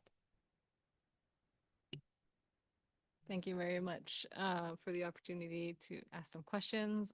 First, a note of thanks to wonderful speakers, Kathleen and Sparadson, also for sharing your perspectives, on standards, conformity procedures, and impact on industry and local employment in Africa. It echoes a lot of, I think, the themes and discussions we had at the last committee in TBT, where we explored the World Bank Development Report on standards for development. So it really brings to life a lot of the recommendations and ideas, I think, that were discussed there. A question for Maria from the SIS, but others, please feel to jump in. And also an extra thank you to SIS for a lot of recent contributions to the TBT community, but also the broader community at the WTO, including for sharing perspectives on Technical Committee 338 on developing menstrual product standards, which I believe Sarah Sim, I believe is your colleague, has been leading on. So thank you there.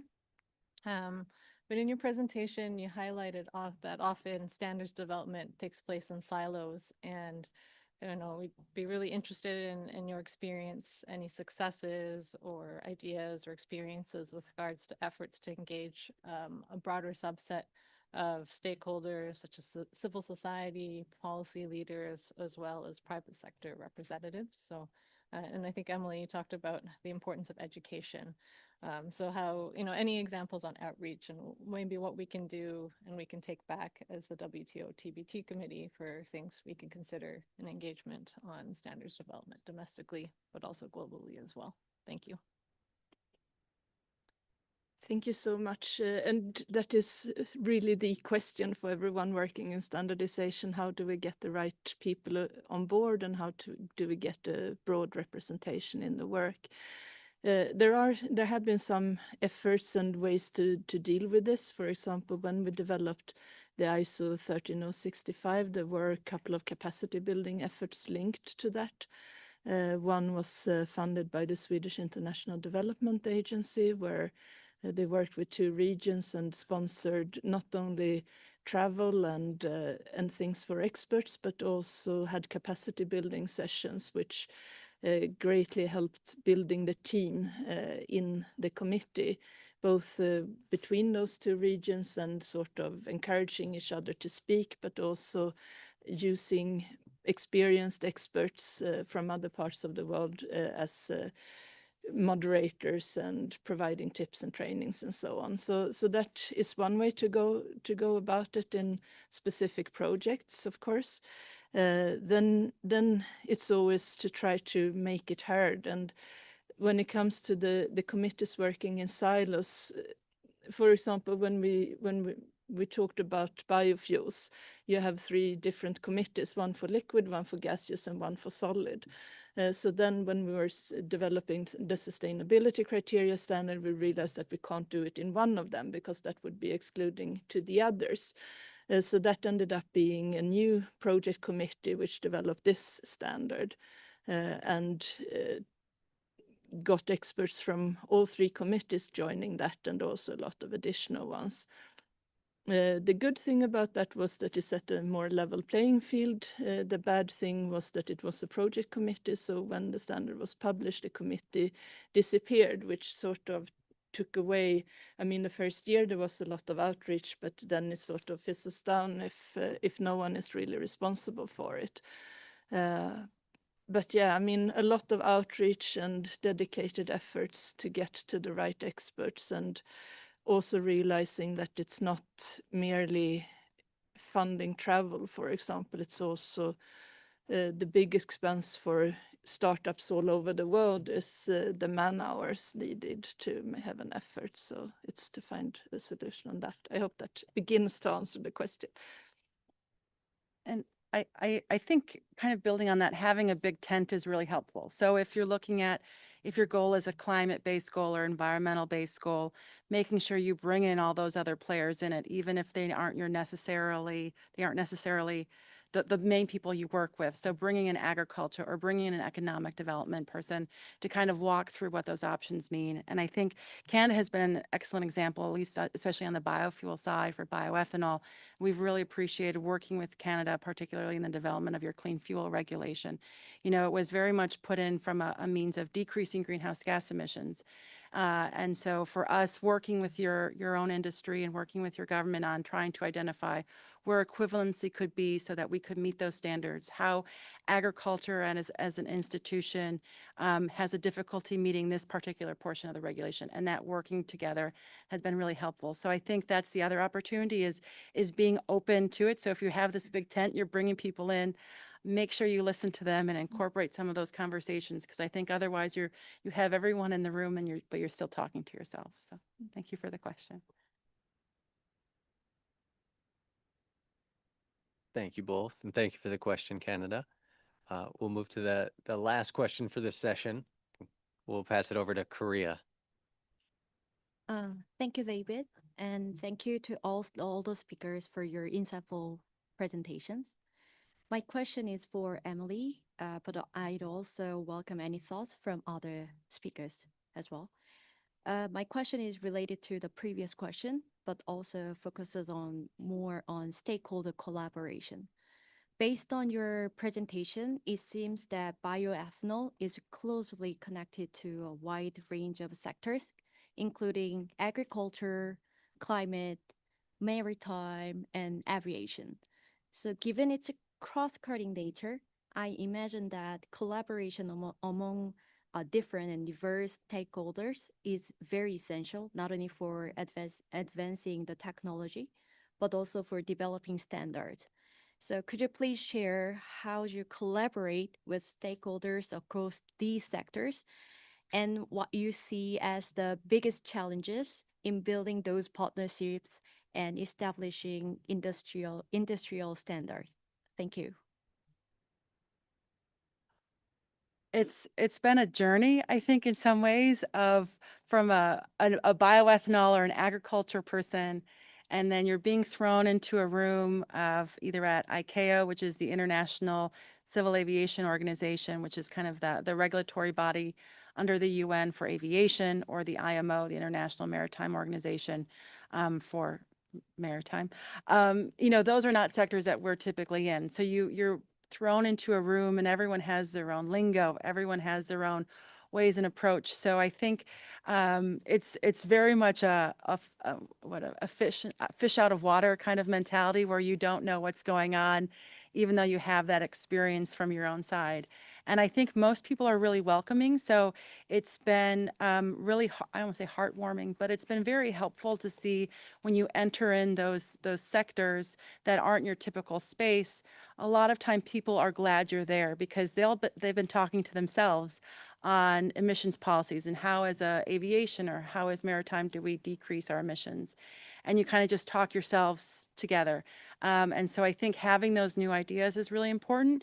And then similarly recognizing I don't understand the maritime world when I first started, so trying to get that. So again, that goes back to this kind of level setting idea, is being okay with saying, I don't know, and can you tell me more about this? And I think that's been really helpful and helps to kind of move things forward, because at the heart of it, we're all at that same goal of we want to use lower carbon emitting fuels in a sector. And I think that has been really helpful. And I think I really appreciate that question, because I think it emphasizes that there is more work to be done. That, and I think, David, you mentioned before, this is an excellent opportunity of bringing in ag with other kinds of groups as well. So I think we all have our own experiences. And so having more of these conversations are really helpful. Thank you for the question.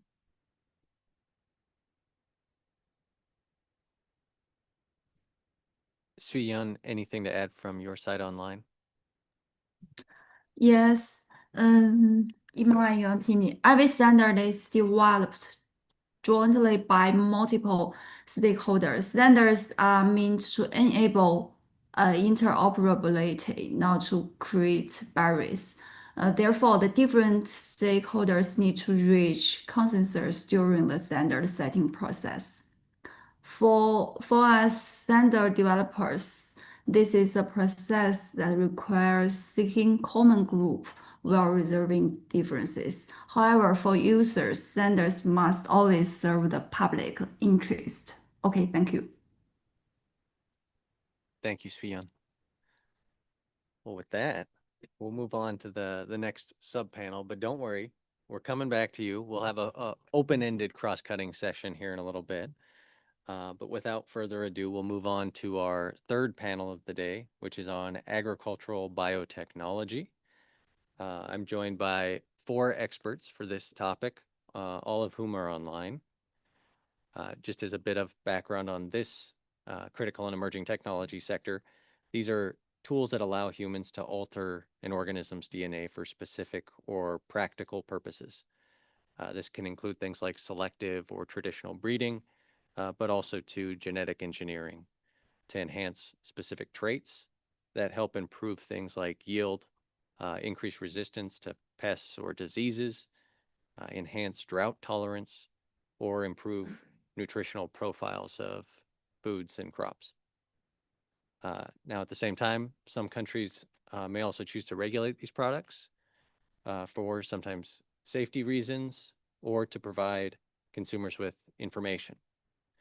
Now, as I'm saying this, I see a few of you perking up, the TBT delegates, because you're saying this is mixing concepts between committees.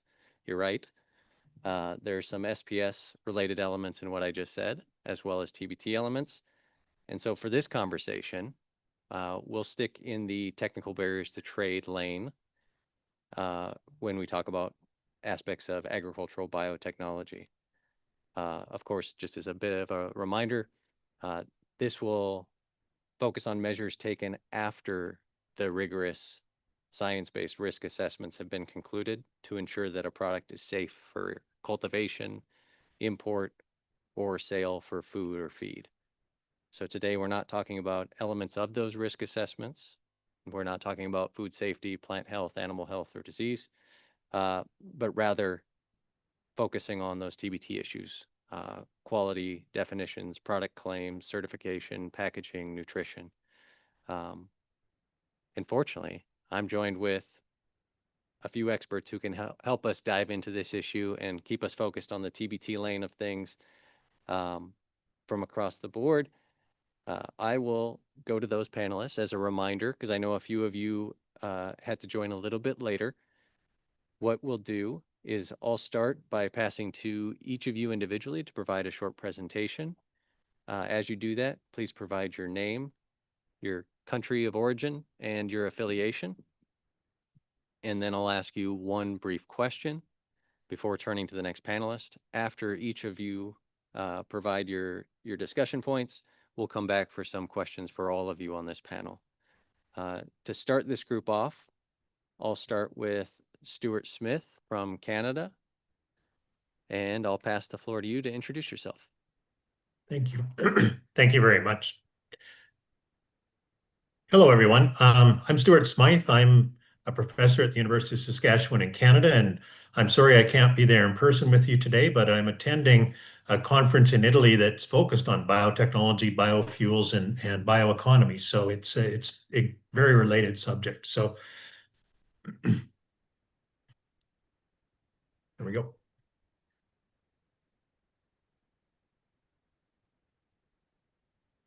So I think one of the important things that, oops, okay.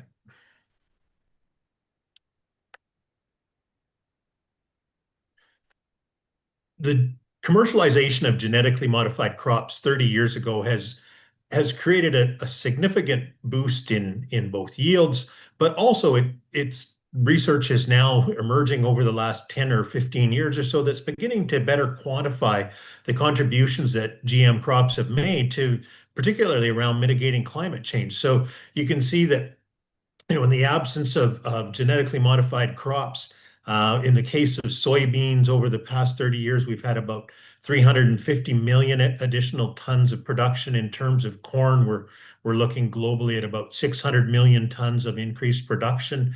So if we had not had those, nearly a billion additional tons, we would have needed at a global level about 3.5% more land to produce the same amount of food that we have over the past 30 years. So that ability then contributes to reducing impacts on biodiversity. So significant benefits from the environmental side of things. As I said, there's research that's showing, my team and I have led some of this, looking at the contributions that the lack of tillage through GM crop production is lowering GHG emissions. We've got continuous cropping, particularly in the prairies across Western Canada. So we're seeing higher levels of carbon sequestration. As I said, it reduces that impact on deforestation, provides biodiversity benefits.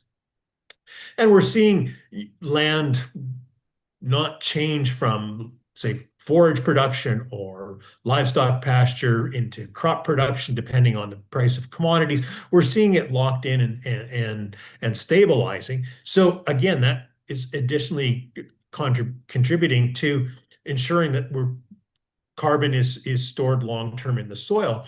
And I think one of the challenges that's come out of biotech is a couple of Scandinavian researchers estimated that only about 1/3 of the global benefits of biotech have been realized, largely due to trade barriers, regulatory barriers around the technology. So having a significant impact on ensuring that the full adoption of these technologies are able to be experienced at a global level. So over the last 10 years, we've seen a transition in research from the genetic modification to gene editing, which is just an evolution of mutagenic technologies from the radiation or chemical mutagenesis that have been, they were initiated in the 1930s. So we've got about 90 years of safe use of mutagenesis technologies. We're now seeing that being very targeted and controlled. And so we really need to focus on the regulatory cost of innovation. There was a study that came out earlier this year that's identified that when you look at the development cost around new GM crop varieties, just over 1/3 of the cost is in the regulatory approval stage. So when we look back over the past 30 years, as we've gained more knowledge about risk assessment, about the contributions of genetically modified crops, our regulation challenge has not lessened. It's increased. So we're putting more regulations in place, even though we know more about these technologies today than we did 30 years ago. So it's actually one of the few technologies that, as we gain more knowledge, we're adding more regulations. I think there's some opportunities to draw on the OECD example of their mutual acceptance of data, trying to improve data transportability and decision-making in policy amongst policymakers. And I think it's really important to recognize the contribution that the risk assessment process has made to ensuring that there is a global consensus from a scientific perspective on the safety of these technologies, yet we still consistently see trade barriers relating back to the safety of these technologies. So either governments need to ensure that there is more of a global harmonization of acceptance. So as an example, there's been about 1,000 risk assessments done by nearly 70 different government agencies around the world on BT corn. And every single one of these has concluded the exact same thing. There's the risk of BT corn is no different than the risk of any non-BT varieties. So at some point, when are we going to decide that we can reduce the regulatory barriers, particularly as we move into gene editing technologies?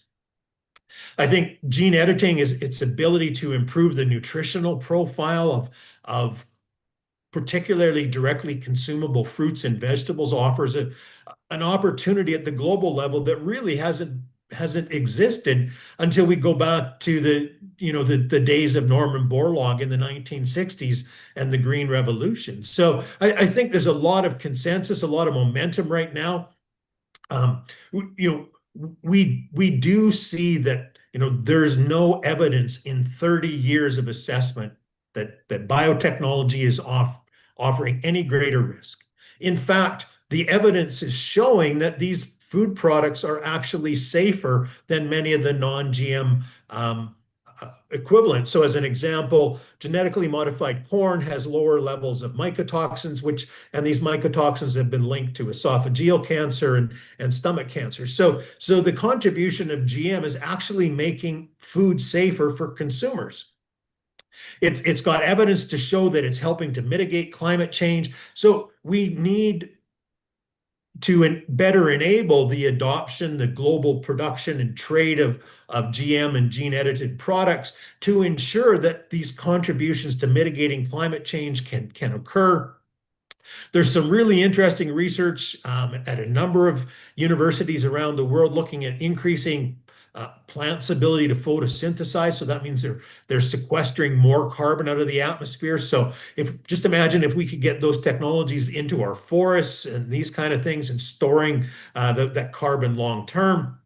So we really need to start more of a discussion, more of a conversation about the contributions of biotech innovations as we start looking at circular bioeconomy frameworks. And I think that one of the discussions I heard yesterday at this conference I'm at is, we've had this idea of global food security in place for 60 or 70 years, and perhaps we need to revisit that and start talking more about global nutrition security and how can we increase the nutrient profile of crops that are locally grown, locally part of diets. There doesn't need to be any education or campaigns about how to grow a specific crop that maybe is introduced to a new region. It's already part of their dietary habits. And so increasing the nutritional profile of locally available crops, I think, is offering a new opportunity that really hasn't existed in many, many decades. So thank you very much to the organizers, and I'm very pleased to participate in the session today. Thank you. Thank you, Stuart. I appreciate that quick presentation. And two, for those in the room who didn't catch it, there's a bit of a connection there between something Emily said and what Stuart mentioned, which is the decrease in land use demand for a lot of crops as we introduce more and more GM products. Stuart, I'll give you one question before I turn to our next speaker. You mentioned a lot about some of the costs related with regulation. So I would ask you, how important is it to reach the full potential of innovation, and what's been a contribution of genetically modified crops to climate change mitigation and adaptation? I think one of the biggest challenges we have at the global level is the lack of full adoption of technology. So, millions of dollars or tens of millions of dollars are invested in commercializing a technology, and the return on that investment, particularly if it's public sector funding that's going into the development of these products, is really marginalized because of a lack of full adoption at the farm level. And a lot of that has to do with trade barriers. Farmers see that uncertainty, you know, that a key export market is saying, well, we're unsure about the technology. We may want to put a ban in place or specific labeling attributes. So farmers then see that as a potential barrier and refuse to adopt the technology. So it creates that level of uncertainty, I think, that's posing a significant challenge. And, you know, as I talked about, you know, the evidence is increasing. You know, if we're going to have agriculture maximize its contribution to mitigating climate change, we need farmers adopting these technologies to the fullest possible level we can to ensure then that the global benefits from these innovative technologies are contributing as much as they possibly can to mitigating climate change. So, you know, I really think that trade in these products is going to be the key aspect of this, and barriers that restrict or limit the trade in whether it's GM products or increasingly gene edited products. It's that trade uncertainty then that is having this negative impact on adoption levels. Thank you, Stuart. I'll move to our next speaker. Again, just provide a brief introduction to yourself before you provide your presentation. I'll move to Colombia for this one. So this is Edna Juliet Villarraga. Edna, I'll pass the floor to you. Thank you, David. Good afternoon to everyone. Let me share my screen.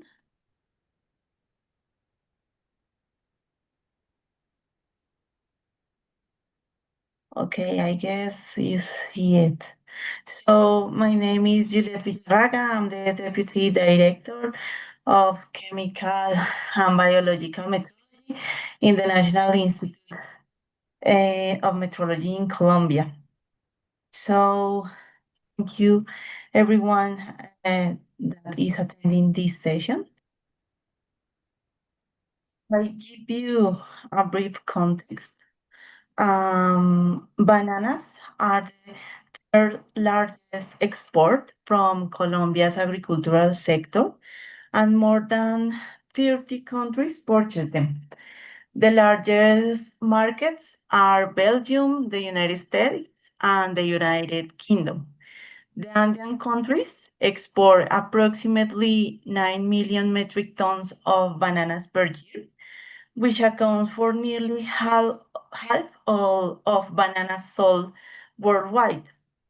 Crops today are under threat for an invisible but devastating pathogen, Fusarium oxysporum cubense tropical race 4. We are talking about a threat has already crossed borders in our region, capable of wiping out entire plantation and, worse still, abruptly shutting down a country's export market. If this pathogen spreads, we will not only lose production, but we will also lose the trust of our international buyers, and as a result, our competitiveness in the global market. So, considering this urgent situation, the National Institute of Metrology and the Colombian Agricultural Institute have implemented a comprehensive strategy. We have established a unified diagnostic system. We no longer rely on isolated methods or inconsistent criteria. Now, every laboratory has a technical standard necessary to identify this threat. This ensures that any public health decision we make is backed by technical evidence. We have created the necessary shield so that our surveillance is not longer reactive, but instead serve as a warranty of safety to our trading partners. The ability to detect the tropical race 4 is an example of biotech applied to food safety. The use of modern molecular methods makes it possible to monitor the fungus genetic fingerprint in soil, water, and plant material. And this enables pest control through biotechnology rather than aggressive chemical methods. Acting today with this well-established metrology infrastructure means protecting billions of dollars in foreign exchange and hundreds of thousands of rural jobs. It means maintaining our reputation as as a reliable and high quality supplier. So maintaining these technical capabilities is essential for our governments, and continued investment in this initiative is key, not only to strengthen country's surveillance system, but also to ensure that science remains the driving force behind our foreign trade decisions. Finally, I would like to share with you some image of the production of this reference material. So in the National Institute of Metrology, we have successfully produced this reference material composed of purified genomic DNA of the pathogen. This is a milestone in applied biotechnology because involves complex processes such as the extraction, the purification, molecular characterization, and the stabilization. The last one is a chemical and physical processes to ensure that the DNA does not degrade, allowing it to be used as a standard for all the laboratories in the region. Thank you for your attention. Thank you, Judith.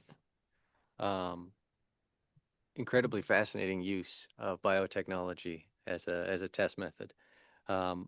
Maybe I would ask you a question to expand on that. What's the significance of these types of initiatives for decision makers regarding foreign trade related issues?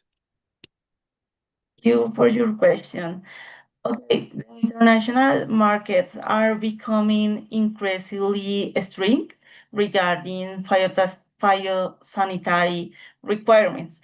So having a robust metrology infrastructure allows to our countries to certify this confidence. So when the diagnostic results are traceable to the international system, the purchasing countries have fewer technical grounds to impose maybe arbitrary border closures or demand unjustified quarantines. So this becomes a tool for trade diplomacy. So it is easier to negotiate market access protocols. So because you can demonstrate with metrological validated data that your surveillance system can detect and control any risk in real time. Thank you for that response. And stay nearby because we'll get you back for the cross-cutting questions. I'll move on to our next speaker, also online. This time I'll move to Brazil, and Miss Luciana Pimenta Ambrosevicius. The floor is yours. Okay, thank you very much. Good morning, Chair. Good morning, distinguished delegates. Sorry about my voice. I'm a little bit cold, but I'll do my best. My name is Luciana Ambrosevicius. I'm lead the GM Mobile Safety Service at the Ministry of Agriculture and Livestock of Brazil, and I have worked on biotech regulations for the past 15 years. It's a pleasure to participate in today's discussion. I would like to share some reflections from Brazil's experience and perhaps more importantly, some thoughts on the opportunities that lie ahead as emerging technologies become increasingly available. We are entering a new phase of agricultural biotech driven by technologies such as gene editing, and make better regulatory choice today can open the door to a much broader innovation ecosystem. It means creating opportunities not only for large multinational companies, but also for startups, small and medium-sized enterprises, and public research institutions. It also means expanding the range of products that reach farmers and consumers. Instead of focusing on only a few major crops such as soybean, maize, and cotton, gene editing allows us to improve staple crops and perennial species with traits that directly address global challenges such as climate change, biodiversity loss, and food security. And these are the three main takeaway messages I would like to leave with you today. First, regulatory asymmetries can delay the adoption of innovative solutions, particularly in developing countries. Even when we have robust regulatory systems for the approval of biotech products, there is still a delay before a GM cultivar can be cultivated. To commercialize a GMO, approval of the event is needed in at least the main trading partners. Until these approvals are obtained, the event remains under stewardship or identity preservation schemes. And even after that, there's another layer of acceptance related to labeling. There are GMO labeling requirements for products containing GM proteins, even though these proteins have been considered safe for food and feed. There are labeling requirements even when no protein or DNA is present because of the level of food processing. There are also production chains that can only be certified under private voluntary standards if no GM crop is cultivated, as in the case of eucalyptus. As a result, the technology is available but cannot be adopted by producers. The outcome is a delay in innovation. We face a combination of high regulatory costs and uncertainty about whether the technology will actually reach the market. This creates a cycle in which only large companies can afford to participate. Second, we believe that regulatory convergence can be part of the solution. We now have almost 3 decades of experience regulating GM food, and the global challenge is to develop regulatory systems based on scientific evidence. One question we should ask is when a GM protein can be sufficiently established as safe. For example, can a cry protein evaluated dozens of times by different regulatory authorities, consumed by animals around the world for decades, and cultivated on billions of hectares, be considered safe enough that after patent expiration, it can be used in the breeding of staple crops? We should also consider what role the TBT agreement could play in this context. At the same time, gene editing offers a new perspective with increasing regulatory convergence in some parts of the world regarding the classification of certain gene editing products as conventional, as you have seen in several Latin American countries. And finally, why we are so excited about the opportunities offered by gene editing. We see gene editing as a tool, a precise, fast, and affordable way to generate genetic variability in an organism. Plant breeding is essential to achieving food security in a world affected by climate change, and we believe that we need every tool available. To foster innovation through gene editing, however, we also need greater harmonization of regulations to avoid unnecessary barriers to trade. Thank you very much for your attention. I'm looking for the discussion. Thank you, Luciana. And maybe just a question to build on a point that you've made there too. You talked a bit about some of the regulatory asymmetries and how they're becoming a reality in international markets, and that those can ultimately lead to trade disruptions. In your opinion, how are these asymmetries perceived in the context of technical barriers to trade? And what is the impact of these regulatory systems on innovation, particularly in light of the emerging new biotechnologies? Thank you, David. I think a quick question is what level of scientific evidence is required before we consider genetically modified protein safe? I've been working in the biotech areas for many years already, and I have seen GM proteins assessed against a wide variety of risk hypotheses and consistently found to be safe. And yet, Even after a favorable safety assessment, additional regulatory measures, such as mandatory labeling, restrictions related to cultivation, or time-limited approvals are applied. And these measures can influence public perception and contribute to regulatory asymmetries in the approval of GM crops. And such asymmetries can also have important implications for international trade.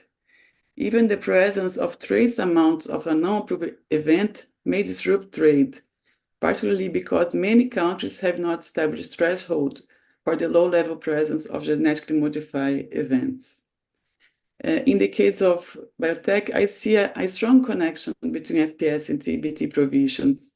We have this first layer related to the safety of genetic modification under SPS, but even when a GMO is considered safe, a series of regulations on TBT scope end up restricting or at least delaying its adoption.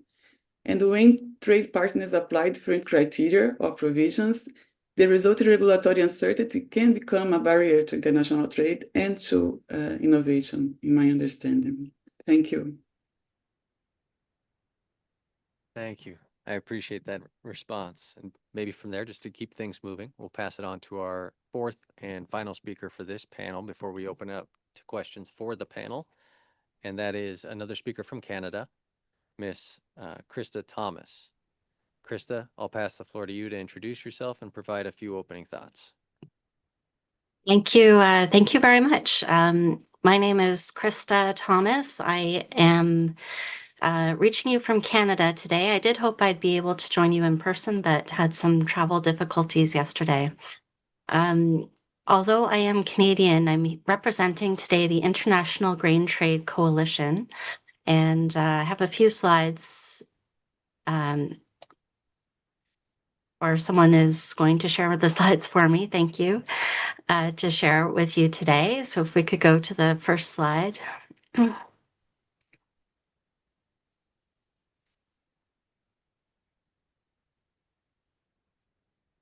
Wonderful, thank you. So IGTC is a federation, a coalition of grain trade associations from around the world.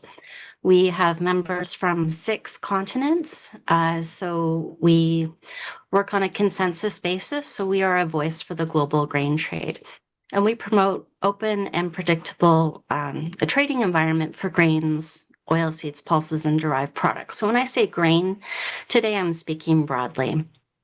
And internationally aligned science-based standards are incredibly important for the grain trade. And if we go to the next slide, there's a picture that will hopefully make it very clear why that's the case. So about 80 to 90% of the grain that is traded globally, almost all of the grain that is traded globally, is traded as bulk commodity grain. So very large, homogenized supply. So for example, at a port, you could have grain being pooled together from 1,000 different farms into one place. And then that grain supply, that common commingled supply, can be exported to over 100 different countries. So that common supply of grain has to meet the regulatory requirements of all of the destination markets. So international alignment helps the system run efficiently. But when there's a lack of alignment, when there are unilateral or unique requirements, that adds a great deal of complexity to the system. It can create the need for parallel supply instead of having this very efficient commingled approach. So when we add complexity to the system, we add cost that's ultimately passed on to consumers. So if we go to the next slide, I invite you to use the QR code to have a look at a set of sustainability principles that were developed by the IGTC. So let me explain the title of this here. The driver for creating these principles was around the increasing number of sustainability or environmental measures that we were seeing apply to the grain trade. But the principles in this document are general trade principles and apply very well to emerging technologies as well. Because whenever there's a new policy being put in place, if a policy is going to, or a regulation or a standard is going to have an impact on the supply chain that will be significant or, again, raise costs ultimately for consumers, we want to be sure that we're using the most trade enabling approach, that we are being outcome focused and science based, and ultimately doing what's best for global food security and not causing, I think policies are always well-intentioned, but sometimes there can be unforeseen consequences that have an impact on grain trade and ultimately on food security. Because what the grain trade does is move food from areas of surplus to areas of need. So we invite government officials to have a look at these principles, and we would hope respectfully take them into consideration when setting new policies. So if we go to the next slide, it's just, again, reiterating this connection to global food security and making sure that we are applying evidence-based policies that will achieve the intended objective. Thank you very much. Thank you, Krista. And maybe I'll just give you a quick question to build on that presentation. What practical message would you like policymakers in the room and to government officials to take from the grain trade when developing or referencing standards for emerging agricultural technologies like biotechnology? Thanks very much. I think a key piece is the importance of consultation with the grain trade and early notification before changes take effect. Grain is often stored for a time before it enters the supply chain. So when there are changes to requirements, it can take time for perhaps supply that was compliant at the time it was harvested to move through the system. So if we don't have enough lead time, it can cause, again, unintended disruptions to trade. So an example of that from the biotechnology space would be, there are some jurisdictions where approvals of biotechnology products expire after a time. And that's not due to a safety issue. It's just the way the regulations were written 30 odd years ago in some cases. So grain that is compliant today, if a product approval expires and it's not renewed in time and there's no predictability around how and when that happens, it can cause uncertainty for the trade. Thank you, Krista. From here, we'll move to the cross-cutting portion of this panel, so the sub-cross-cutting portion. So time for you to get your questions ready, primed up. But once again, I have a question queued up to give you some time to think so that you don't feel rushed. So to our speakers online, as I mentioned at the beginning, a lot of products developed through genetic engineering or genetic modification have already been submitted for approval or approved in a variety of countries. Now, given that, in your view, what do these products represent in terms of innovation and societal benefits? And how could they contribute to addressing increasing climate challenges? I'll open that to any of you. Please raise your hand first to our speakers so we can pick whoever wants to go.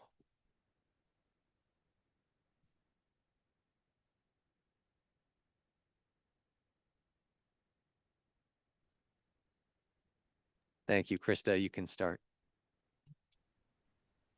Thanks very much. Well, we certainly recognize the benefits of traditional biotechnology and genome editing as an emerging space, and how important some of these products are for addressing climate resilience. And it's very unfortunate that due to the trade risks of asynchronous approvals, these products simply don't get adopted for sometimes a decade or more. And this has been a challenge now for 20 plus years, this issue. So I really appreciated some of the points from, I believe it was Stuart's presentation around opportunities for data sharing for regulatory alignment that can potentially help us move past this, the delays that we face today. Thank you, Krista. And I see Stuart's hand up as well. Stuart, feel free to add any thoughts. Thank you. Just to follow on what Krista said, I think that one area that's really interesting is in the research around increasing nitrogen fixation within crops. So this allows the crops to draw on increased nutrients within the soil, reducing the needs for additional synthetic fertilizer applications. So as that need for additional fertilizer is reduced, that also reduces the transportation of fertilizer at a global level, which further contributes to reducing GHG emissions from trade in crop input products. So not only does the production of crops have these climate mitigation contributions, but the technologies themselves are further mitigating GHG emissions by, as in this example, reducing the transportation of synthetic fertilizers, which lowers GHG emissions. So I think there's a tremendous opportunity here. And as Krista said, more asynchronous approval and regulatory harmonization is really going to push forward and ensure that we get a much broader adoption on new innovative crops and technologies. Thank you, Stuart. And pausing a moment for any questions online or in the room. I'm sorry. Here's Luciana. Oh, from yes. the... So, yeah, Luciana. Yeah, feel free to add. Yeah, can I just compliment one point? I can have my camera on. Let me try it. Yeah, it's not working, but just to complement, I think for Brazil, for example, the herbicide-tolerant plants are a very important production system because we use a no-tillage system. And for this kind of production system, it's really important. And also you are seeing like more for perennial species such as citrus, where you have very important disease such as greening, where we're trying to control, we already destroyed more than 64 million trees trying to control the greening disease since 2004. And so this kind of technology such as transgenics is important for pest disease. And it's a tool that we are looking for. And also regarding gene editing, you see these new traits like drought tolerance that we really think it's important for our future, so for food security to produce food in a climate change environment. And you have some soybean cultivar that has this kind of trait that we also consider really important for the next future. Thank you. Just to complement. Thank you, Luciana. And I see we have 2 questions in the room. We're running short on time, so we'll take these 2, and then we'll move to the broader cross-cutting session for all panelists. Starting with, I think Canada's flag was up first. So Canada, the floor is yours. Okay, thank you to all the speakers for sharing your insights. This has been a very useful discussion, particularly around how regulatory frameworks can support both public confidence and shape the pace of innovation. So my question is more general, and I would welcome thoughts from any of the speakers. How can governments ensure that regulatory frameworks remain or continue to remain science-based and risk proportionate while avoiding unnecessary regulatory barriers that could slow innovation and commercialization? Thank you.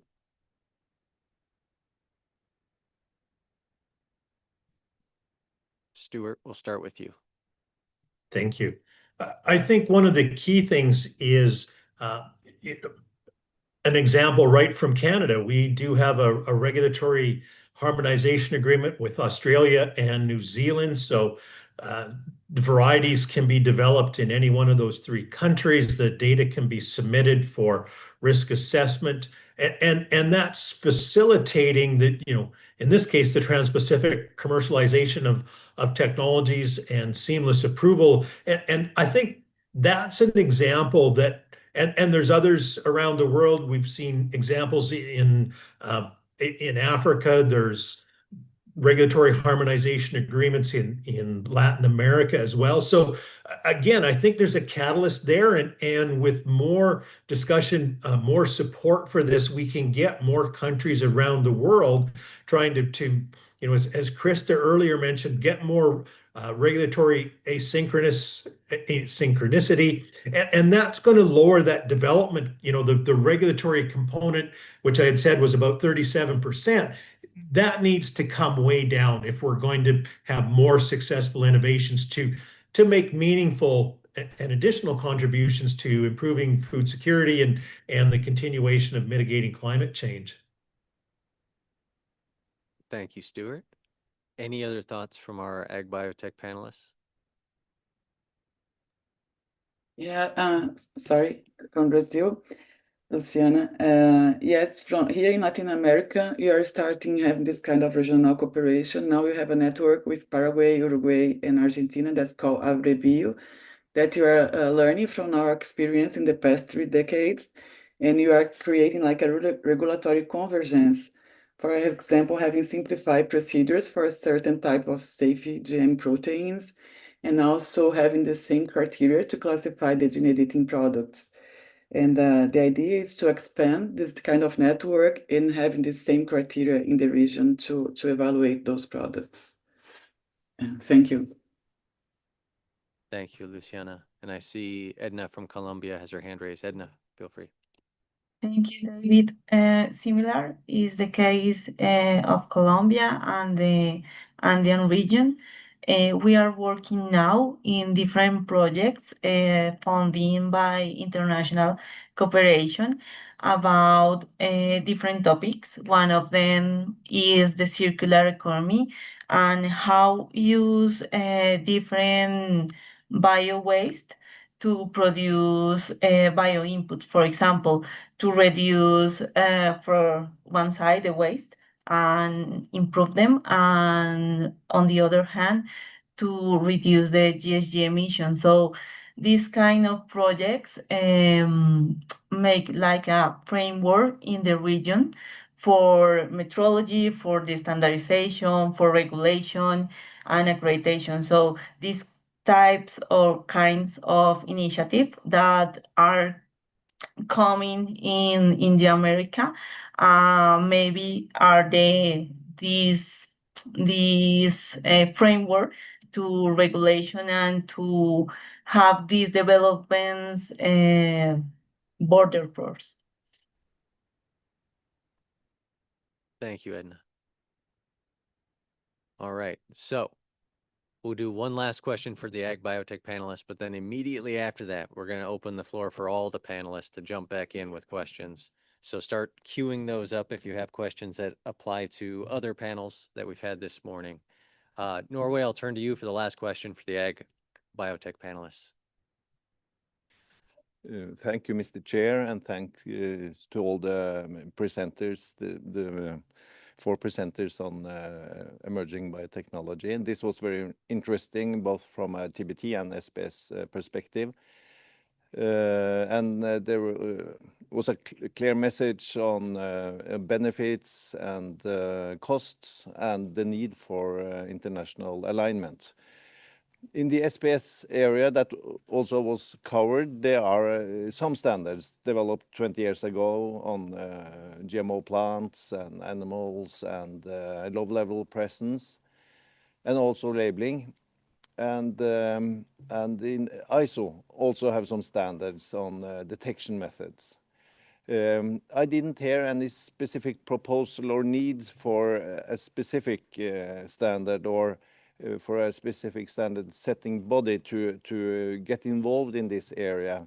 So it's an open question to any of the presenters if they have any specific needs identified already? Thank you, Mr. Chair.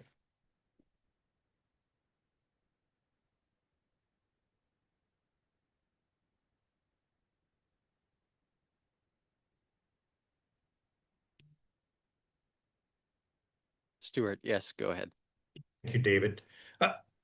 I guess my comment would be is that we don't necessarily need a new standards agency or anybody to newly get involved in this. We need a broader global recognition of the evidence that exists. We've got over 5,000 risk assessments of genetically modified crops. Not one of those has shown that there's any difference in any compositional perspective, any impact on the environment, any impact on human health. So 30 years, 5,000 risk assessments. That data needs to be recognized by our regulatory systems to facilitate as high a level of global trade in these commodities as is possible. If gene editing is restricted similarly as genetically modified technologies have been, then I really think that globally we run the risk of any new innovation in food development is going to fall into this chasm of regulatory, of overregulation. And so we're going to get these very low adoption rates. 1/3 of the benefits of GM crops have been recognized. So that means that global food security is really never going to be meaningfully addressed because we can never get technologies commercialized at a large enough global level to make a meaningful impact. So I think it comes down to encouraging, working within the existing organizations that have made these past decisions and really advocating for them to be champions to move forward. Many countries are developing bioeconomy strategies, and biotech is one of the three, along with biofuels and bioproducts, one of the three fundamental areas within bioeconomy strategy. So if we're going to be successful in the bioeconomy, we need to have much stronger regulatory alignment around biotechnology and its products. Thank you, Stuart. Any last thoughts from the other biotech speakers? Yes, Krista. I would just really agree with what Stuart said there, that I don't think there's a problem that can be solved by a specific standard, not that I see. It does seem, though, that we sometimes seem to be going in a direction that's contrary to the evidence around the safety of these products. An issue that is raised by some IGTC members is it's not something we have an official position on, but it's something that's raised, is around the labeling of GMO food. And within our sustainability principles, we have a call for policies to be evidence-based and science-based. But within that is also a call to make sure that new policies are actually achieving the intended objective. So when consumers ask for GMO food to be labeled, is it worth exploring that in more depth to see what is actually behind that request? Is it misinformation? Is it not really a desire for a label, but a desire for information to be available? I think there's been a little bit of research in this space, but there could potentially be more that would help inform good evidence-based policy going forward. Thank you.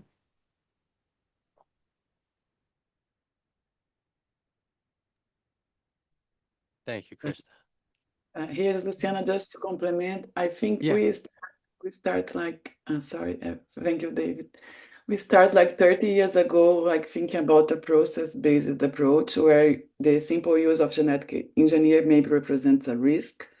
And now I think it's necessary globally to change this rationale and think more about like a product-based approach where the use of genetic engineering per se does not represent a risk, and use this weight of evidence from these 3 decades to build a new rationale for the products from gene editing technologies, because I think that's the way that you have to fight the challenge that we have to produce food in the next decades, and you need this tool for the breeders to use in the field. So I think it's a shift in the way that you look into the technology.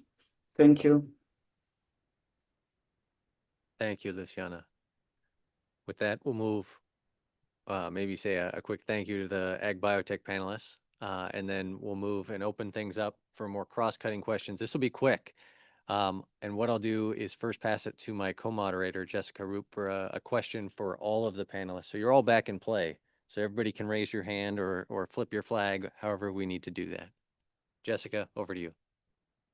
Thanks, David, and thank you so much to all of our speakers. This has been also for me a very insightful and learning opportunity, and I've learned a lot from each of the speakers.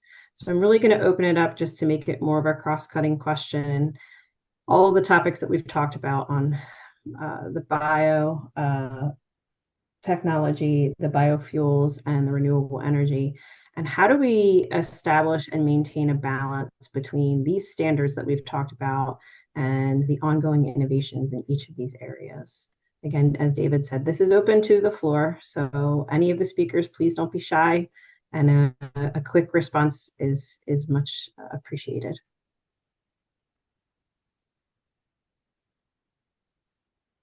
Please don't be shy.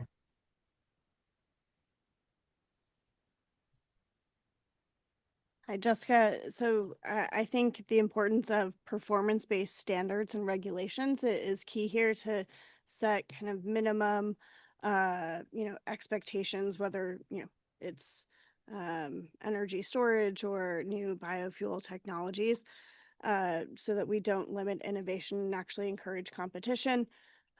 So having international alignment on performance-based standards and regulations will help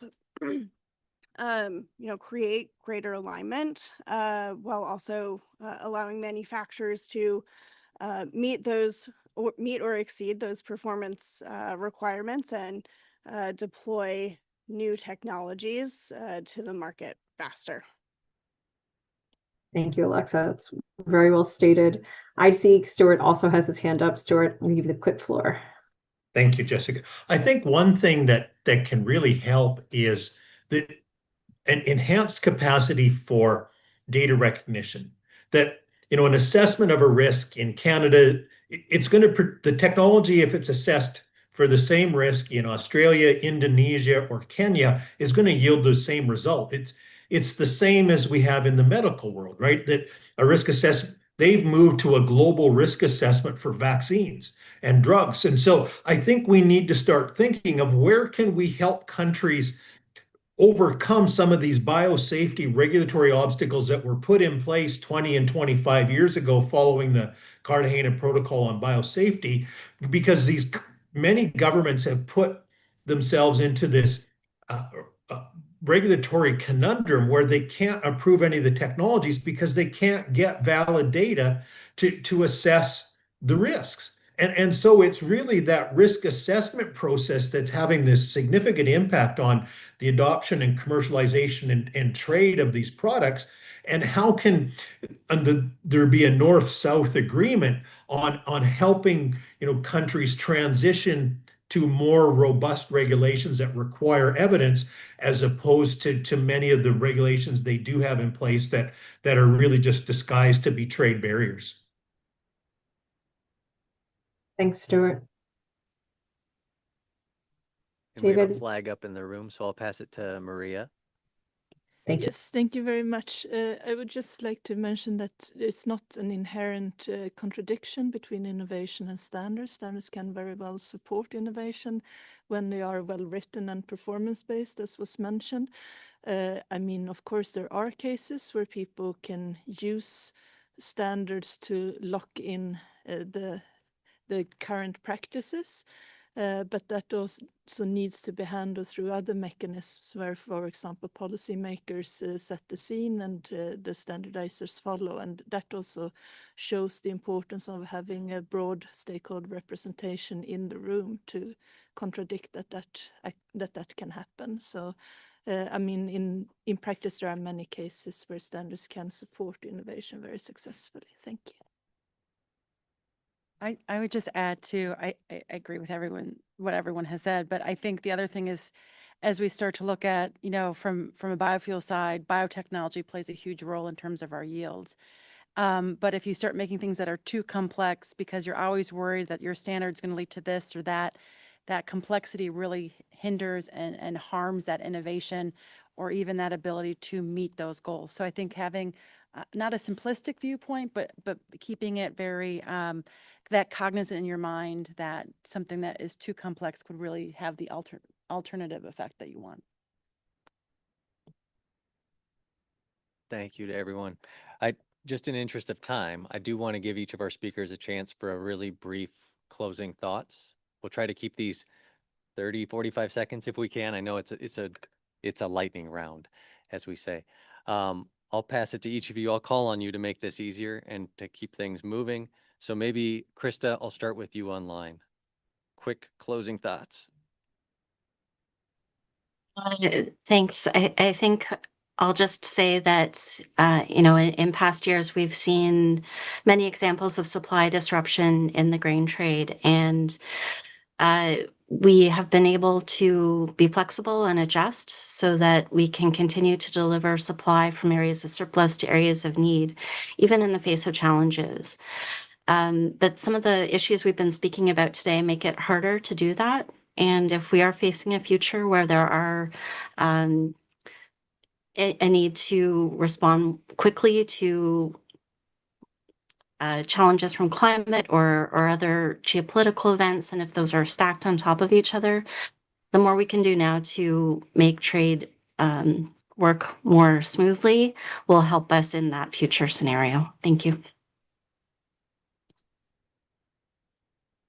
On to Suyan.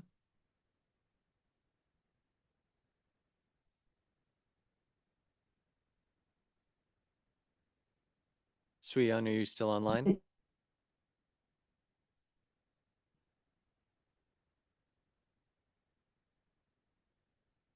We can come back. Edna, maybe closing thoughts from your side? Thank you, David. I think for our side, the infrastructure quality, it is important to maintain near or be part of the innovation process to respond quickly to trade needs.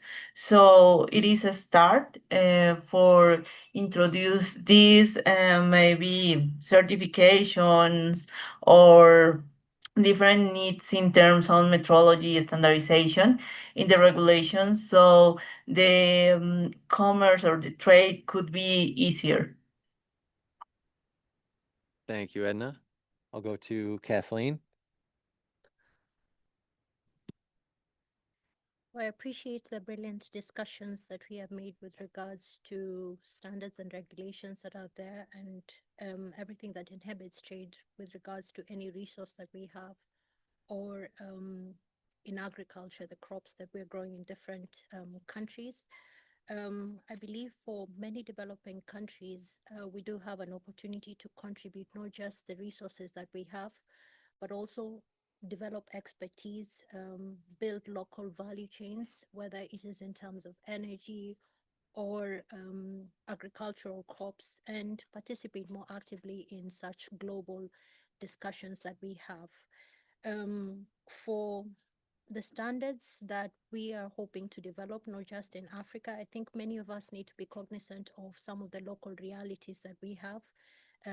We've spoken a lot about agriculture and GM crops, but back in or where we have or with developed countries, there are many crops that we would say are drought resistant, pest resistant.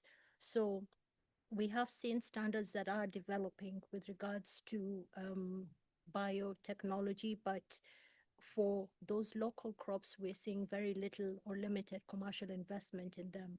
So perhaps as we gear this discussion towards some of these standards and regulations, it would be good for us to be cognizant of these discussions that should enable opportunities for what exists locally to thrive, and not just in the agricultural sector. The same applies also in the energy sector.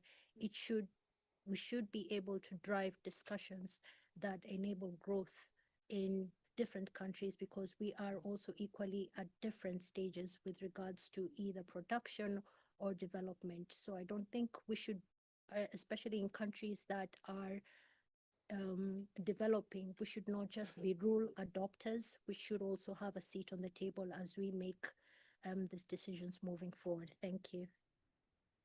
Thank you, Kathleen. I'll move over to Emily. This is like popcorn in school. Do you remember?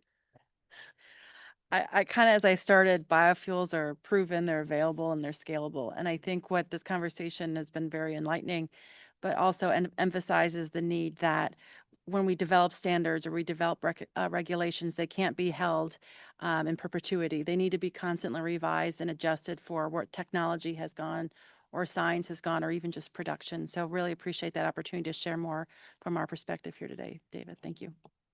Thank you, Emily. To Jairo online.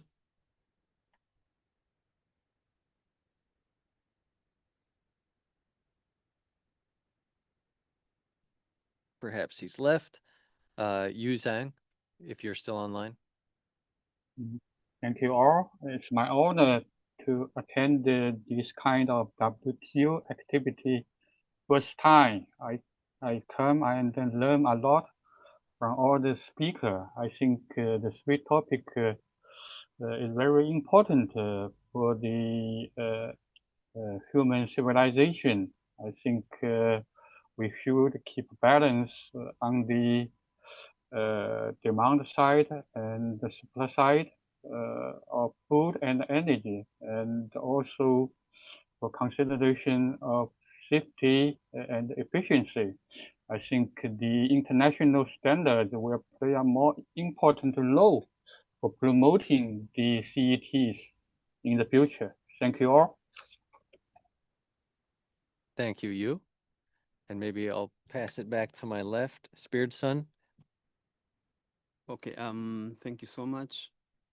I think for me, having discussed about the clean energy generation and storage, I would like to mention that, and we are all aware that energy is life. And I would like to argue that because being alive, the future energy system is dependent on these international standards. And I would like for everyone here, when we go back home, we participate fully in the development of these international standards for critical and emerging technologies, for these standards to be implementable, so that when we come next time here, we come here speaking of success stories of how we have won this war and how we have moved together to accrue these successes, and not coming here speaking about the challenges that have stopped us from achieving what we should be achieving. Thank you so much. Thank you. Moving back online, we'll go to Stuart. Thank you, David. So we've talked a lot today about ag biotech and biotech sort of generally focus on crops predominantly, but also on some livestock. But microbial biotech is going to dwarf the rest of biotech. The potentials in that sector are enormous. And it's got spillover benefits for the biofuel side of things. So if we're going to have the maximum adoption of these technologies, we need to help countries ensure that their regulatory frameworks are science-based, because that's really the only way we're going to actually move the dial on improving food security, mitigating climate change, facilitating trade, growing economies, is to get increased, geographic or regional, but ideally global recognition around the evidence that exists, and really start to pull down these regulatory barriers that are hindering more so the small and medium sector innovation. The large multinationals, can afford to play in this the sandlot.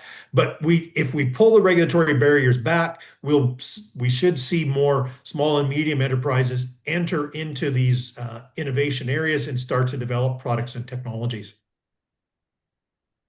Thank you, Stuart. I'll pass it to Luciana online. Thank you. Regarding biotechnology, we believe that after almost 30 years of scientific research and regulatory experience, it's important to build on the knowledge we have gained, and rather than focusing exclusively on the potential risk of agricultural biotech, you should also give greater consideration to its benefits and the regulatory approaches that promote innovation. We believe that regulatory alignment and cooperation are essential to enable innovative solutions to reach the market while maintaining safety. Thank you very much for the opportunity to talk in this session. Thank you. And then to Maria. Yes, thank you. Thank you so much for the invitation to come here and to everyone for making this a very interesting session. As someone who spends most of my time leading groups writing standards sentence per sentence, it's very nice to get out here and be reminded of the big picture of what I'm doing day to day. So thank you everyone for that. And it's also very nice to be in a room with a lot of people who agree that standards are important. Sometimes I'm the only one trying to push that idea. So if I would leave you with a thought, it's like standards are a very important tool, and I encourage everyone to think about how those tools get as fit for purpose as possible, and also how we make sure that the standards that are fit for purpose are used to the best extent possible. Thank you so much. And last but not least, Alexa. Thanks, David. As it relates to energy storage, it's going to be necessary to help us meet the significantly rising demand in electricity, and cooperation among governments, industry, and standards organizations to develop science and performance-based standards and regulations are going to help support reliability, innovation, and trade, and getting products to market faster without creating unnecessary technical barriers to trade. Thank you all. And maybe just before I let you go for lunch, we'll just give a quick closing thoughts from the moderators. Jessica, I'll turn to you for any closing thoughts that you had. Thanks, David. And thanks again to everyone, to all of our speakers, to our chairman and the secretariat for the opportunity to moderate today. I think one message that really comes through clearly is that the TBT measures are not a barrier to innovation themselves. And when properly designed, they can create trust and safety and predictability needed for new technologies to scale and to be treated internationally. As Maria just said, international standards are important, particularly in these CETs, because they provide a common technical language and can help reduce those regulatory fragmentations across markets. And a recurring challenge is that how to regulate these technologies because they're evolving so quickly. So members need regulatory frameworks that effectively address legitimate policy objectives, but also flexible enough to accommodate innovation. It has been a pleasure to moderate today's session. David, I pass it back to you, and I thank you as well for your excellent moderation skills and for your help today. Thank you, Jessica. Maybe just two quick thoughts before I close and let you go for lunch. Two things that really stood out to me that came across many of the sections. One is that, as Spiritson said, and he led into his presentation, he was taking a different path to get to the same solution. And we saw that in a few presentations, having a multiple pathways approach, looking at outcome-based solutions and making sure that standards are fit for purpose. Another thing I'll say that really came out clear was the importance of participating in standards. And that's a great way to make sure that your footprint is part of that standard that's taking up, especially at the international level, but also too, so that you can benefit from the technological expertise of participation. And so I think sometimes we get into this dichotomy where it's a standards maker or a standards taker. And I think the key to take away from this discussion is to be a standards participator, so that your footprint is part of it, so that you're part of that process. But with that, thank you to everyone for joining us today. I appreciate all of our speakers, their expertise, their time, all of you joining, participating. Of course, our interpreters. It's sometimes a thankless job, but here's your thank you.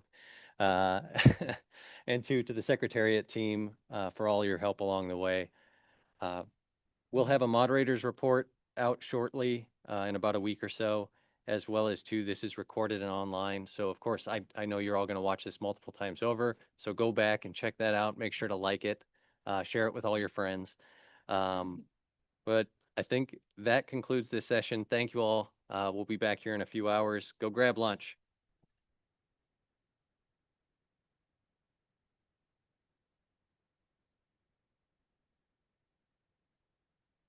Bye-bye.